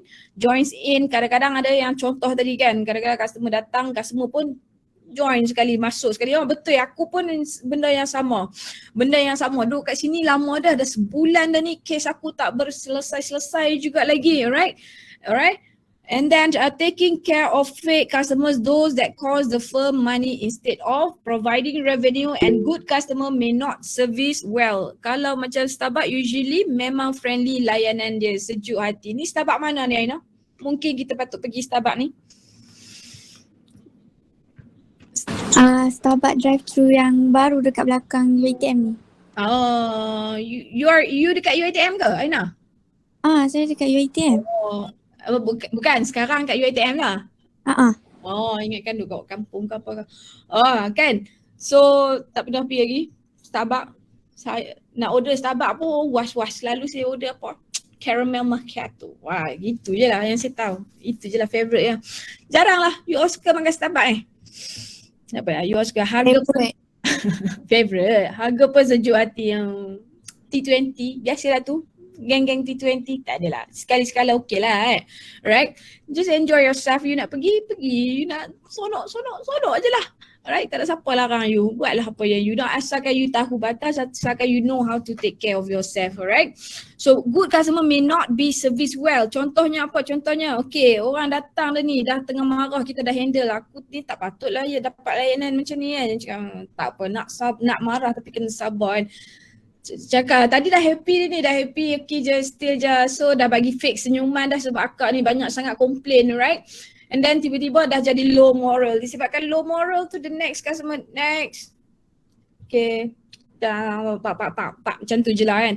Sepatutnya the next customer tu should not be treated that way kan, tetapi it happen, right? So sebab itulah pentingnya, right? Maybe in terms of the Starbucks macam Aina kata dekat situ, okay, I do believe there are some Starbucks yang ada juga the staff yang mana yang tidak ikut kepada the rules and regulations of that company, okay. Tetapi maybe Starbucks yang dekat UiTM ni maybe dia orang letakkan the staff training, alright, and then in terms of the rewards, kalau you all mencapai KPI macam ni you all tak pernah buat masalah, you dapat reward, alright. Itu adalah salah satu cara untuk you mengajar your staff to become patient lah in handling the customers, alright. So dealing with the customers will never be easy for you sebab apa, customer ni datang dengan bermacam ragam. Macam you all ada 25 orang dekat sini, alright. Tolak saya 2 orang, 20, kita ada 25 orang dekat sini. Okay, 25 perangai you. Agak-agak kalau kita pergi tu macam mana lah akak tu nak layan kan. Ada staff pula 3 orang, satgi nak yang ni, satgi nak yang tu, satgi nak ni. Okay, so you have to learn lah, alright. Be careful and then be patient, alright. So when you're dealing with the staff, all you need to do adalah be patient, alright. You perlu ada tahap kesabaran yang tinggi, alright. Kalaulah you tidak berada di dalam frontline staff kan, so you're dealing with only your colleague pun sama juga. Colleague ni pun datang dengan berbagai-bagai perangai kan. Kita manusia biasa, kita ada behavior, our own behavior, alright. Anda dilahirkan seperti ini, anda dilahirkan mempunyai benda-benda macam tu, alright. So those are the things yang you have to take care of, right? So for customers, the misbehavior of other customers can also impact their perception of the quality of your service. Bila you don't know how to handle that situation, people tend to judge, alright? We tend to judge, alright? So kita akan ada perception of the quality of your service. Oh, depa ni tak reti ni, depa ni tak train staff dia orang ni, alright? Okay. Contohnya apa? Contohnya if you see a family feuder having a loud argument, right? Contohnya family feuder tadi having loud argument and nobody is doing anything to stop them, right? So what you can do adalah easy to see why they might reconsider doing business with you next time. You boleh tengok lah kenapa kan, if you turn that situation into a happy moment to that particular family feuders, macam oh pandai mereka ni tackle ni, pandai mereka bawa pergi belakang settlekan urusan, so orang lain pun tak terganggu, okay. Perception daripada customer lain pun tidak ada, alright. So lastly, there is the impact of misbehaving ataupun misbehavior on your business as a whole. Tak kisahlah thieves ke, tak kisahlah vandalizing ke, cheats ke, mereka ini akan cuba find a new and innovative ways to rob you of your product. Kita panggil perompak lah kan, alright. Because of what? Because they are very clear and serious impact to your bottom line, alright. There's the emotional level of your staff to consider and damage to your brand's reputation as well. Right, so apa yang you perlu berhati-hati adalah you kena berhati-hati dengan you kena berhati-hati dengan the thief, the vandals, the cheats, the belligerent. Lagi apa lagi kita ada? Apa lagi adik-adik? 4 dah ni. Apa? Kita ada rule breaker. The rule breaker, another one, family feuders and the deadbeat, alright. So kesemua 6 lah kot, you have to kesemua lah, you have to consider dan you really have to pay attention to this kind of customers, alright? Okay, ways to cope with these difficult customers. Apa yang you boleh buat, alright? So how to deal with this customer punya misbehavior. Okay, so your staff ataupun you sebagai staff will likely have already found ways to deal with the impact of customer behavior, at least on the emotional level. Yang tu yang penting tu, emotional level kita. Kadang-kadang kita ni bukan apa sangat, kita trigger disebabkan we couldn't control our emotion kan, right? And then you will find them venting to each other, offering each other emotional support, right? Ataupun even outright avoiding customers. Okay, yang pertama yang you perlu buat adalah selective recruitment. Okay, sebagai the supervisor, sebagai the manager, you have to be selective. Sebab itulah baru-baru ini ada juga yang kata kalau yang dia tawarkan bekerja sebagai MACD tu kan. Okay, so saya ada baca lah komen-komen daripada situ yang tawarkan sebagai MACD boleh buat dalam 3,000 ke 5,000 in a month lah.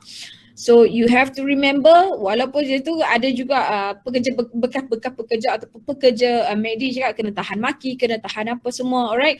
So you have to be selective to recruit your own staff. Some staff members are simply better suited to dealing with customer misbehavior, alright? If you find your path, you are okay to deal with that situation, you are good to go. Sometimes kita kena tengok lah, sebab itulah kita ada sesi interview, kita nak tengok whether you are strong enough, you are capable enough to deal with the situation, right? Sebab kerja kita memerlukan untuk kita berhadapan dengan customer ataupun you are not suitable. Alright, so that's why managers looking for these frontliners, okay? These frontliners should focus on those with expertise. You kena ada apa? You kena ada social skills, high social skills, high level of public self-defense, alright? And generally even temperament, right? Itulah pentingnya bila you berada di barisan hadapan dealing with the customers. Yang pertama, you kena ada high social skills. You know how to deal with your customers, and then high level of public self-confidence. Public self-confidence tu macam mana? Walaupun dia dah ni, at least you be firm. Alright, memang dia dah terlalu melampau sangat, terlalu melampau sehingga menggunakan ataupun buat physical abuse towards you. So you have a very high public self-confidence. You know how to self-confidence, right? So these anti-J customers, alright, kita ada juga anti-J customers. Okay, able to keep their cool in a heated argument while also calming a customer who is already angry ataupun frustrated. Alright, so these J customers ni kadang-kadang dia orang pandai bermain dengan emotion that particular customers disebabkan oleh cara dia cakap lemah lembut, alright, lenggok dia menyelesaikan satu persatu masalah, bagi alternative solution, right? And then the ways how she ataupun he handle that customers, kadang-kadang daripada akak tu nak marah, akak tu dah jadi happy dah kan, right? So apalah yang you boleh buat adalah so these are the things that you should not do, alright? Don't take difficult people's behavior personally, alright? Kita faham sendirilah when working in the service industry, nanti you kena faham segala apa yang customer itu buat pun tidak berniat kepada you sekalipun. Okay, orang tengah marah lagi you ni kan, lebih baik you tak apa. Itulah yang I kata pentingnya untuk yang ada sifat nak marah tapi kena sabar tu. Okay. So many organization, particularly smaller ones, neglect training in dealing with customer misbehavior during formal induction. So this one you should not do. Bila you berada sebagai superior, bila you berada sebagai manager, you have to take care of this matter. Tengok, right? Bagi training dekat your possible recruiters, okay? So bagi tahu mereka that their troublesome behavior is habitual and affects most people with whom they come in contact. Sama juga macam kita manusia biasa kan, kita tak ada apa pun, tak ada apa, tiba-tiba je nak mudi kita pun tak tahu. Orang tanya, apa siapa mudi? Tak tahu. Tiba-tiba benda tu happen, it happen. Mostly to women lah kot, to the girls kan. Right, so it happen. Kita kadang-kadang duduk menangis. Benda tu happen, right. So diorang tidak berniat sekalipun. That is why walaupun diorang marah ke maki ke, you kena just be patient, alright?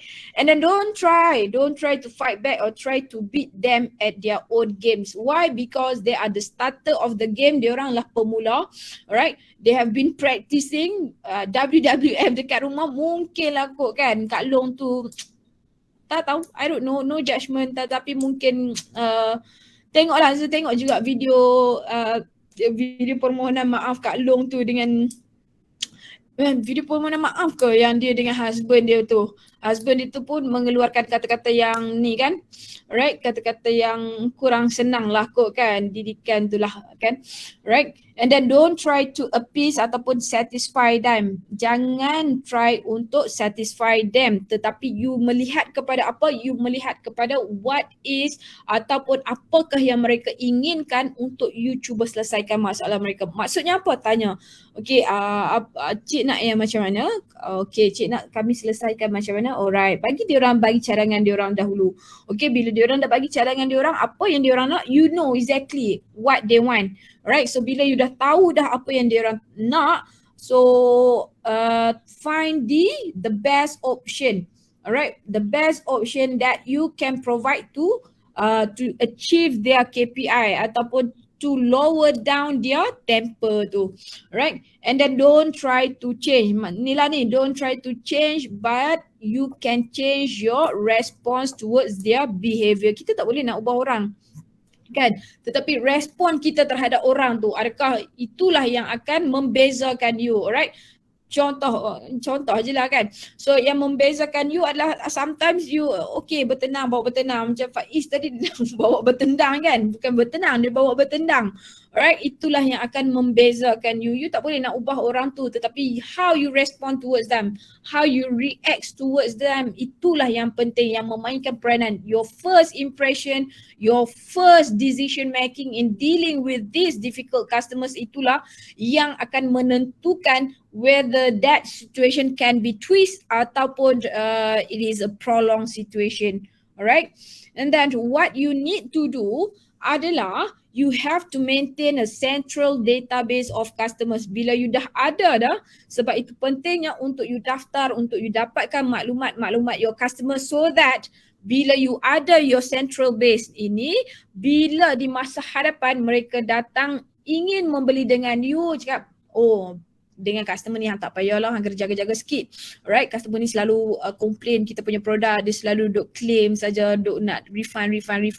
Alright, so helps to refuse customer service. Okay, in terms of the company helps to refuse customer service or to deny them in the future entry into the establishment because there is a written record of past recklessness. Maksudnya apa? There is a situation ataupun you have been dealing with the experience, you dah ada that experience, alright, to overcome that situation. You know lah how to deal with this kind of customers, alright, sebab you dah ada lah di dalam base, central database of your customers.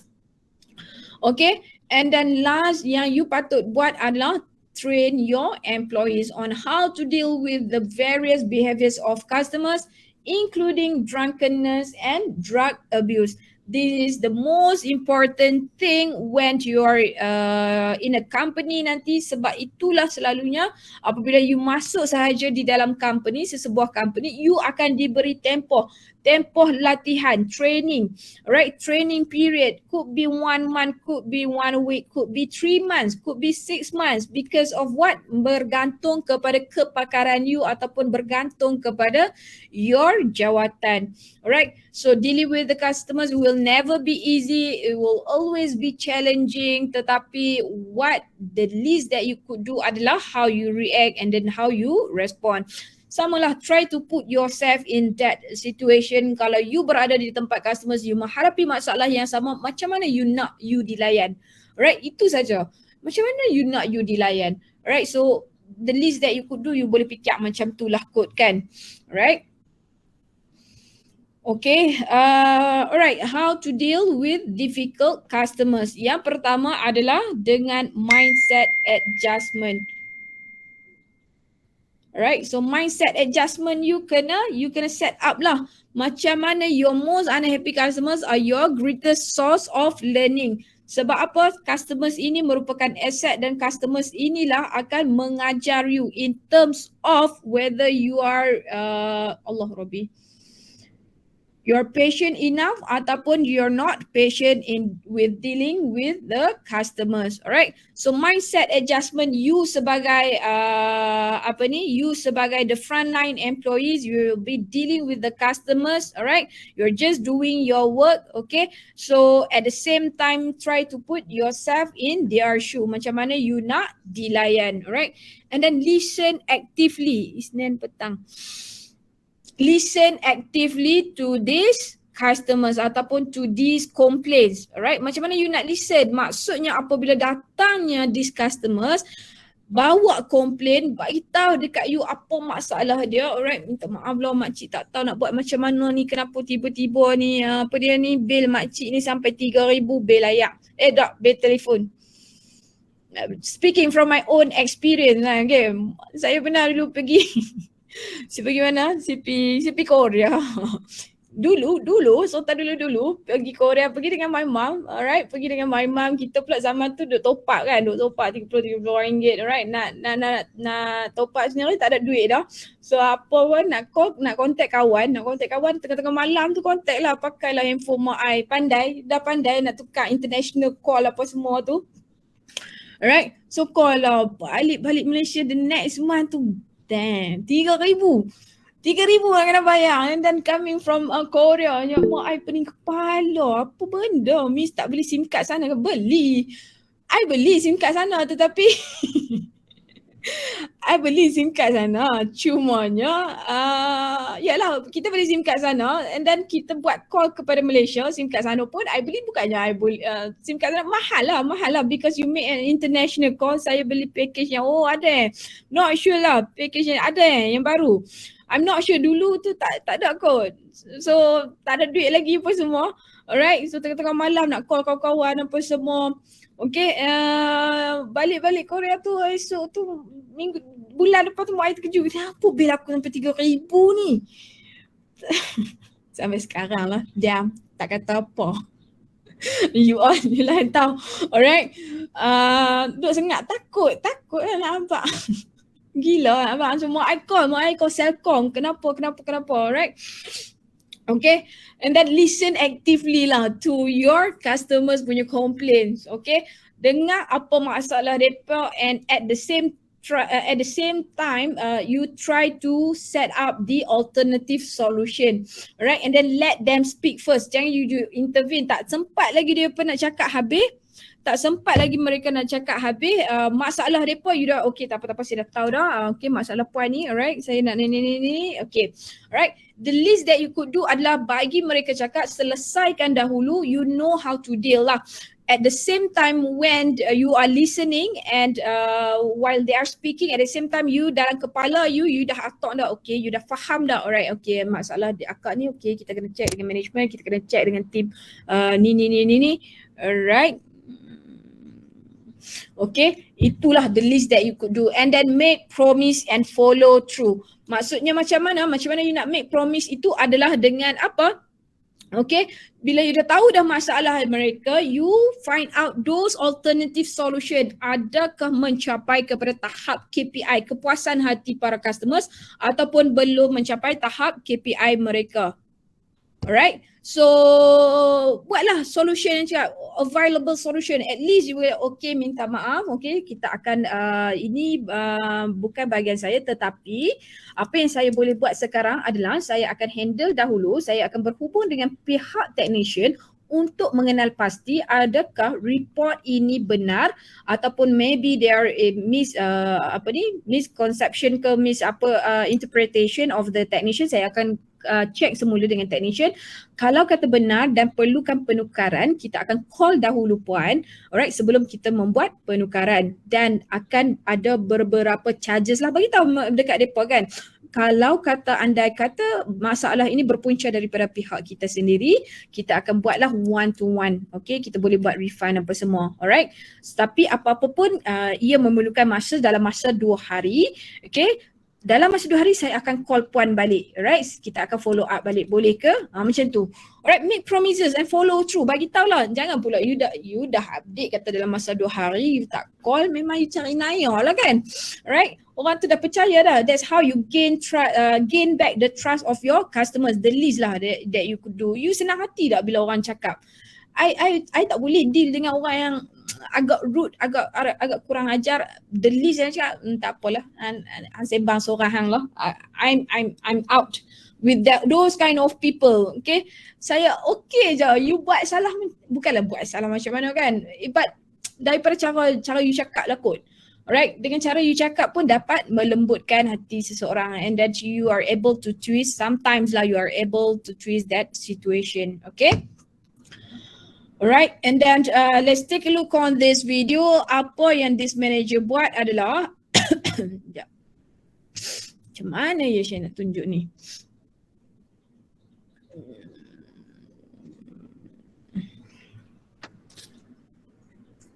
Oh, jam. Much. Okay.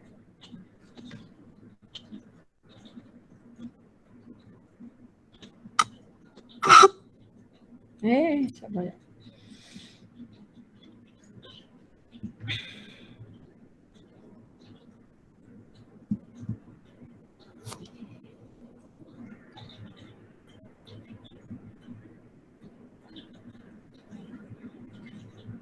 Tak nak.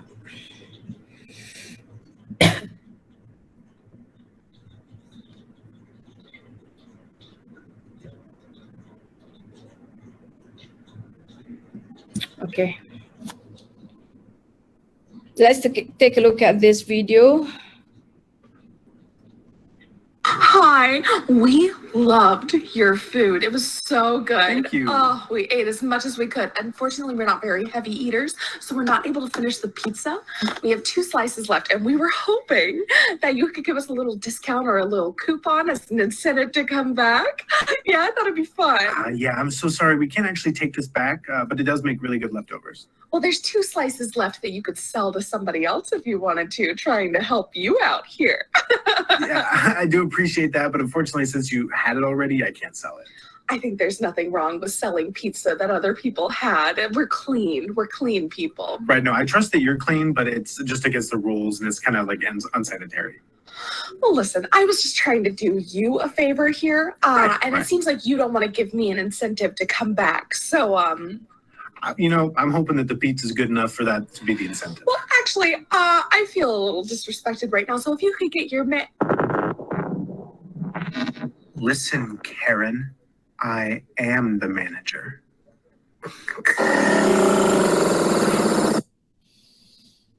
Alright, apa yang Karen cuba buat? Apa yang dia nak? Dia nak discount.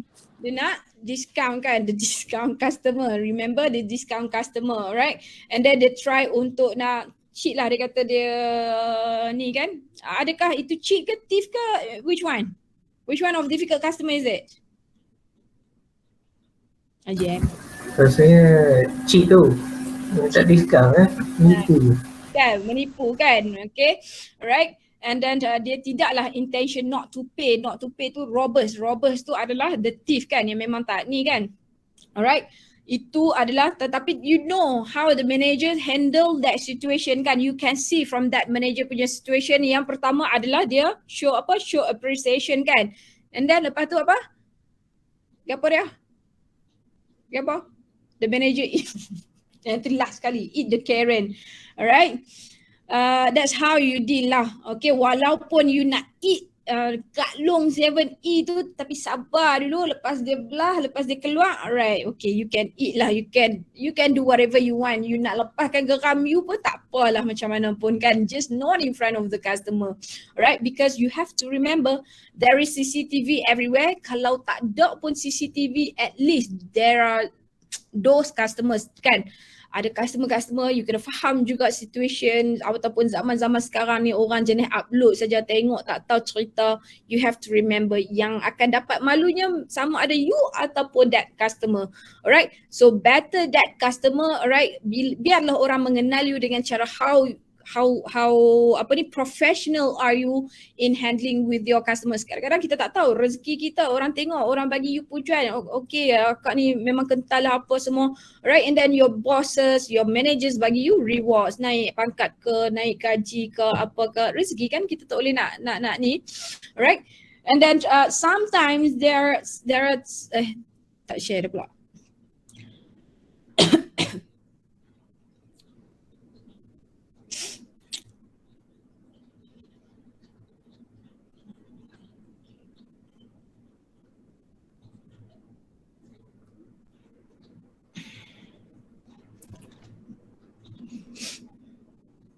Sometimes there is a situation where you believe that you treated a customer inappropriately. Kita pun manusia biasa, tak pernah lari daripada kesilapan, tak pernah berlari daripada melakukan kesalahan kan. So kadang-kadang maybe kita tak expert in that particular things, tetapi kita menjanjikan sesuatu kepada customer, kita tak tahu kan, nak tanya kawan pun tengah busy, nak tanya manager pula tak ada kat dalam, alright. Kita pun berjanjilah, cakap lah okay dalam masa sebulan kan. Sepatutnya dalam masa seminggu je boleh refund, tapi you cakap dalam masa sebulan, salah kan, right? And then re-identify the problem, okay, re-identify, cari apa punca dia, okay, kenapa you melakukan kesalahan tersebut, and compile and re-analyze data. Okay, customer datang, semua marah, hari tu saya dah datang, janji apa semua ni dia cakap dalam masa sebulan, alright. And then identify alternative, apa yang you boleh bagi dekat dia. Okay, what is the possible solution that you can provide to her to meet the satisfaction level of that particular customers or of those difficult customers. Apa yang dia nak, right? So dia nak apa? Dia nak refund ataupun dia nak kembalikan, dia nak one-to-one, dia nak reward ke, dia nak discount ke. Alright, and then you evaluate alternative yang manakah yang boleh you pilih untuk nak menyelesaikan masalah tersebut. Alright, ataupun kalau boleh nak refund tak boleh sebab kita dah cakap refund sepatutnya dalam masa seminggu. Okay, ini dah lebih sebulan, you dah cakap okay minta maaf banyak-banyak, itu dah adalah daripada pihak saya sendiri, salah saya sendiri. You can kelentong what people know kan.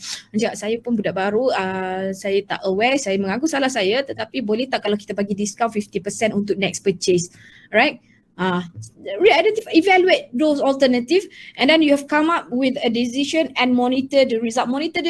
You can see from the reaction, you can see from the air muka whether people are happy with that solution ataupun tidak. Kalau dia kata tak puas hati juga, tak mahu saya nak, okay macam ni lah puan, alright, kita akan check dahulu. Okay, kita akan check dahulu kalau betul lah macam yang puan kata, kita akan try untuk bercakap dengan the manufacturer. Andai kata boleh kita refund, kita akan cuba sebaik mungkin, tetapi andai kata tak boleh, kita akan bagi 50% on next purchase, dan at the same time kita akan bagi gift lagi lah, reward lain you mention, right? So if that particular customer is happy with the result, happy with your solution, suggestion, then it's good for you lah, alright. Tetapi apabila you berada di pihak yang salah, yang pertama adalah mengaku je lah. Kalau memang betul itu ada salah you, minta maaf puan, memang mengaku salah kami, tetapi untuk mengelakkan benda ni, cakap benda tu kan, alright. So that's how you handle that situation ataupun when you are at the wrong side. Apabila yang salah itu adalah you sendiri, okay. So quick question, alright, can someone read? Sabar, dia tak tukar lagi. Lambat nak tukar. Okay. Can someone read for the class?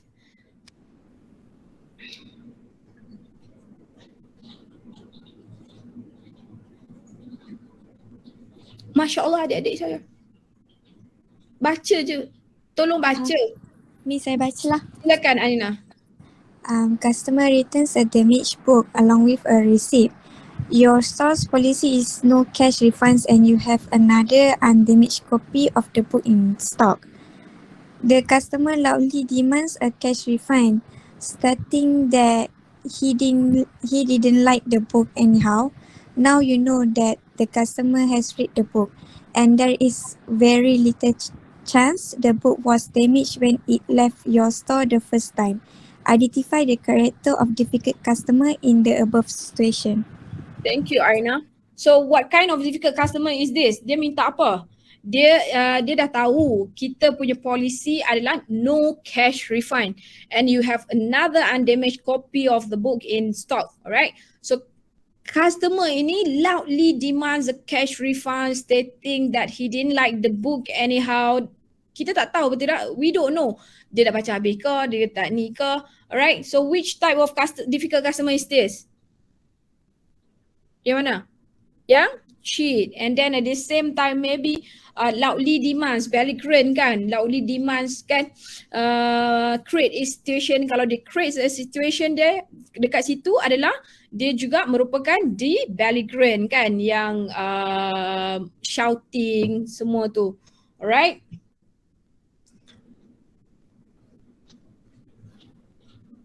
Alright, so let's take a look on the situation. Alright. Apakah and identify this situation. Kenapa tak ada gambar sini? Hei, awak ni.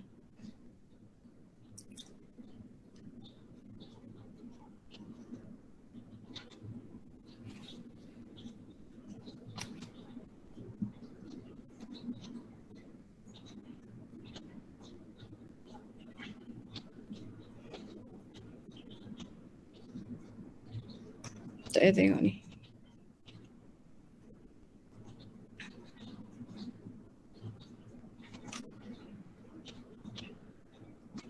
You all nampak semua ke ni?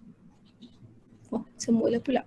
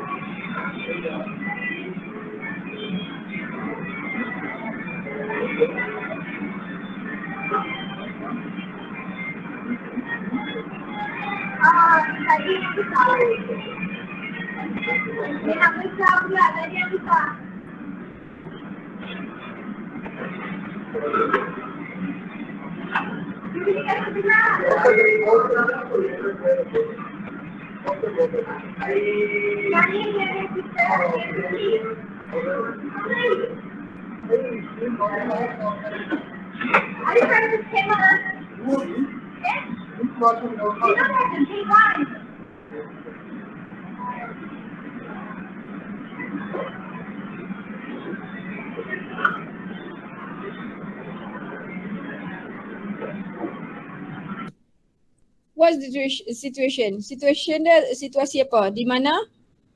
Apa? Faham tak video tu? Apa yang dia cuba lakukan?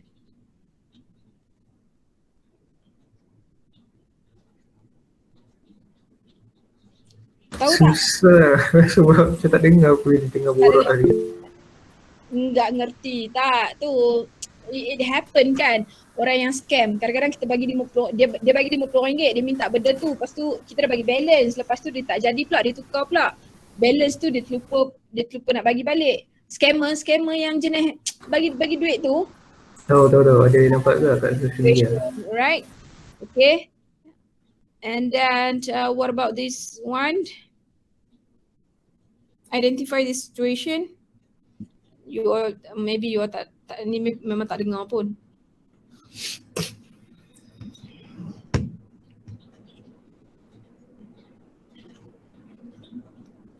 Isnin petang.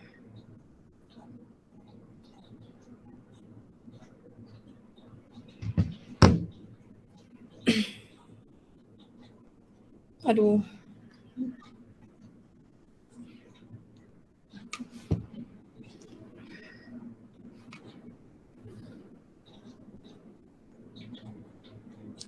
Alright, ini what kind of customer is this? Apa jenis customer ni? What? Dia disebabkan video tu menunjukkan nampak macam customer tu tengah memukul employee tu. Okay. Customer tu dia jatuh bawah karakteristik belligerent. Belligerent kan? Sebab dia membuat physical abuse to the employees. These drunken people lah tiba-tiba datang. Okay. And then tadi kita belajar juga kan consequences to the firm, loss of revenue satu. Alright. And then another one is cost of repairing the damage kan. Okay, kalau you all tengok habis dekat sini, tengok dia sepak-sepakan barang, tendang-tendang barang, alright. Itulah adalah you have to be careful, right? Lelaki tak apa lagi, wanita-wanita lah, if you're working in that particular punya ni, just make sure that at least ada juga orang lelaki dekat situ just in case of anything. Ada kawan lelaki you kat situ kan. Okay, and then okay, the famous one.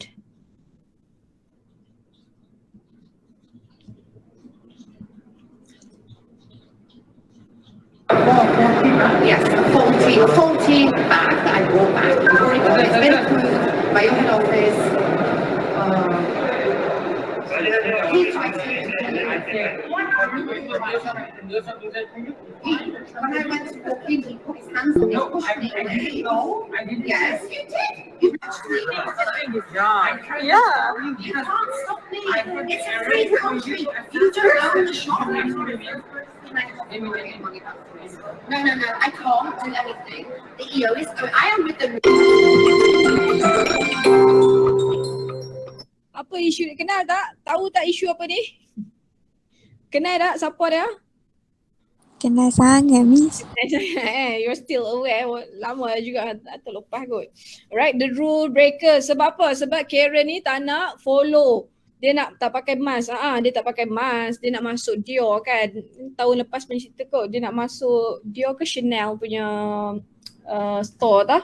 Alright, tetapi tidak dibenarkan masuk sebab apa? Sebab dia ingkar arahan that store yang dia tidak mahu memakai mask kan.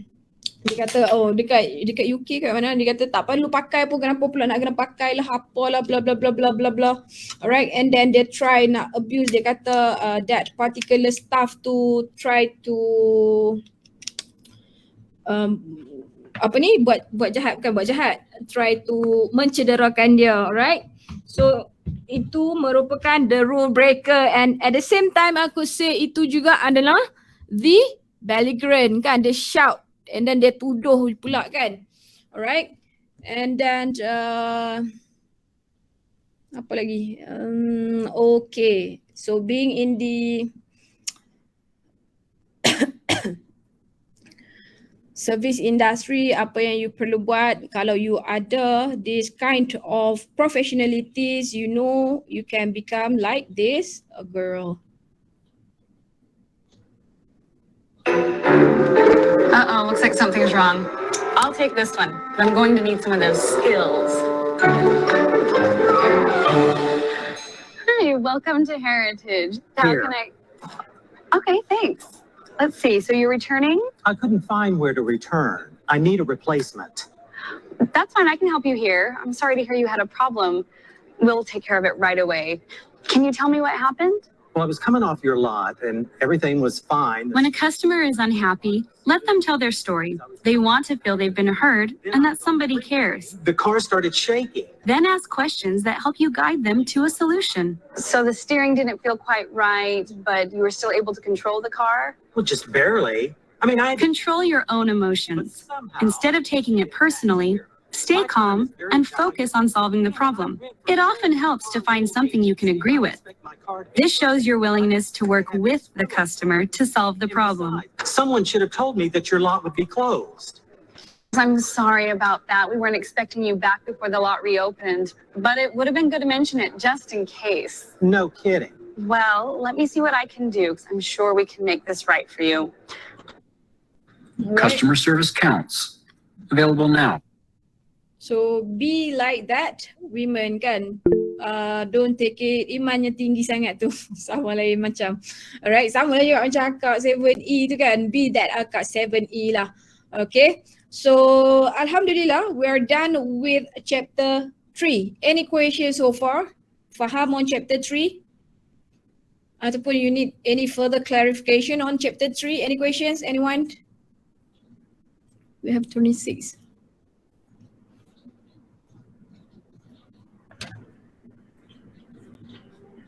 Any question adik-adik?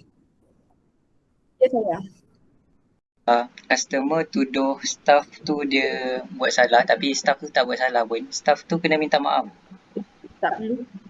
Tapi you tengok kepada situation, alright? You tengok kepada situation, okay? Yang pertama bukan minta maaf daripada pihak dia, delete yang minta maaf, okay? Tapi saya ada bukti kita sendiri, okay? Kita boleh tengoklah CCTV. Lepas tu kita tengok sama ada puan punya statement ni betul ataupun tidak. Boleh ke puan? Macam tu, simple je. Alright, bukan minta maaf untuk kadang-kadang kita minta maaf ni bukan sebab kita salah. Alright, tetapi untuk to cool down that situation, you have to lah. Orang tak semestinya, people will keep on talking with, people will keep on judging, alright.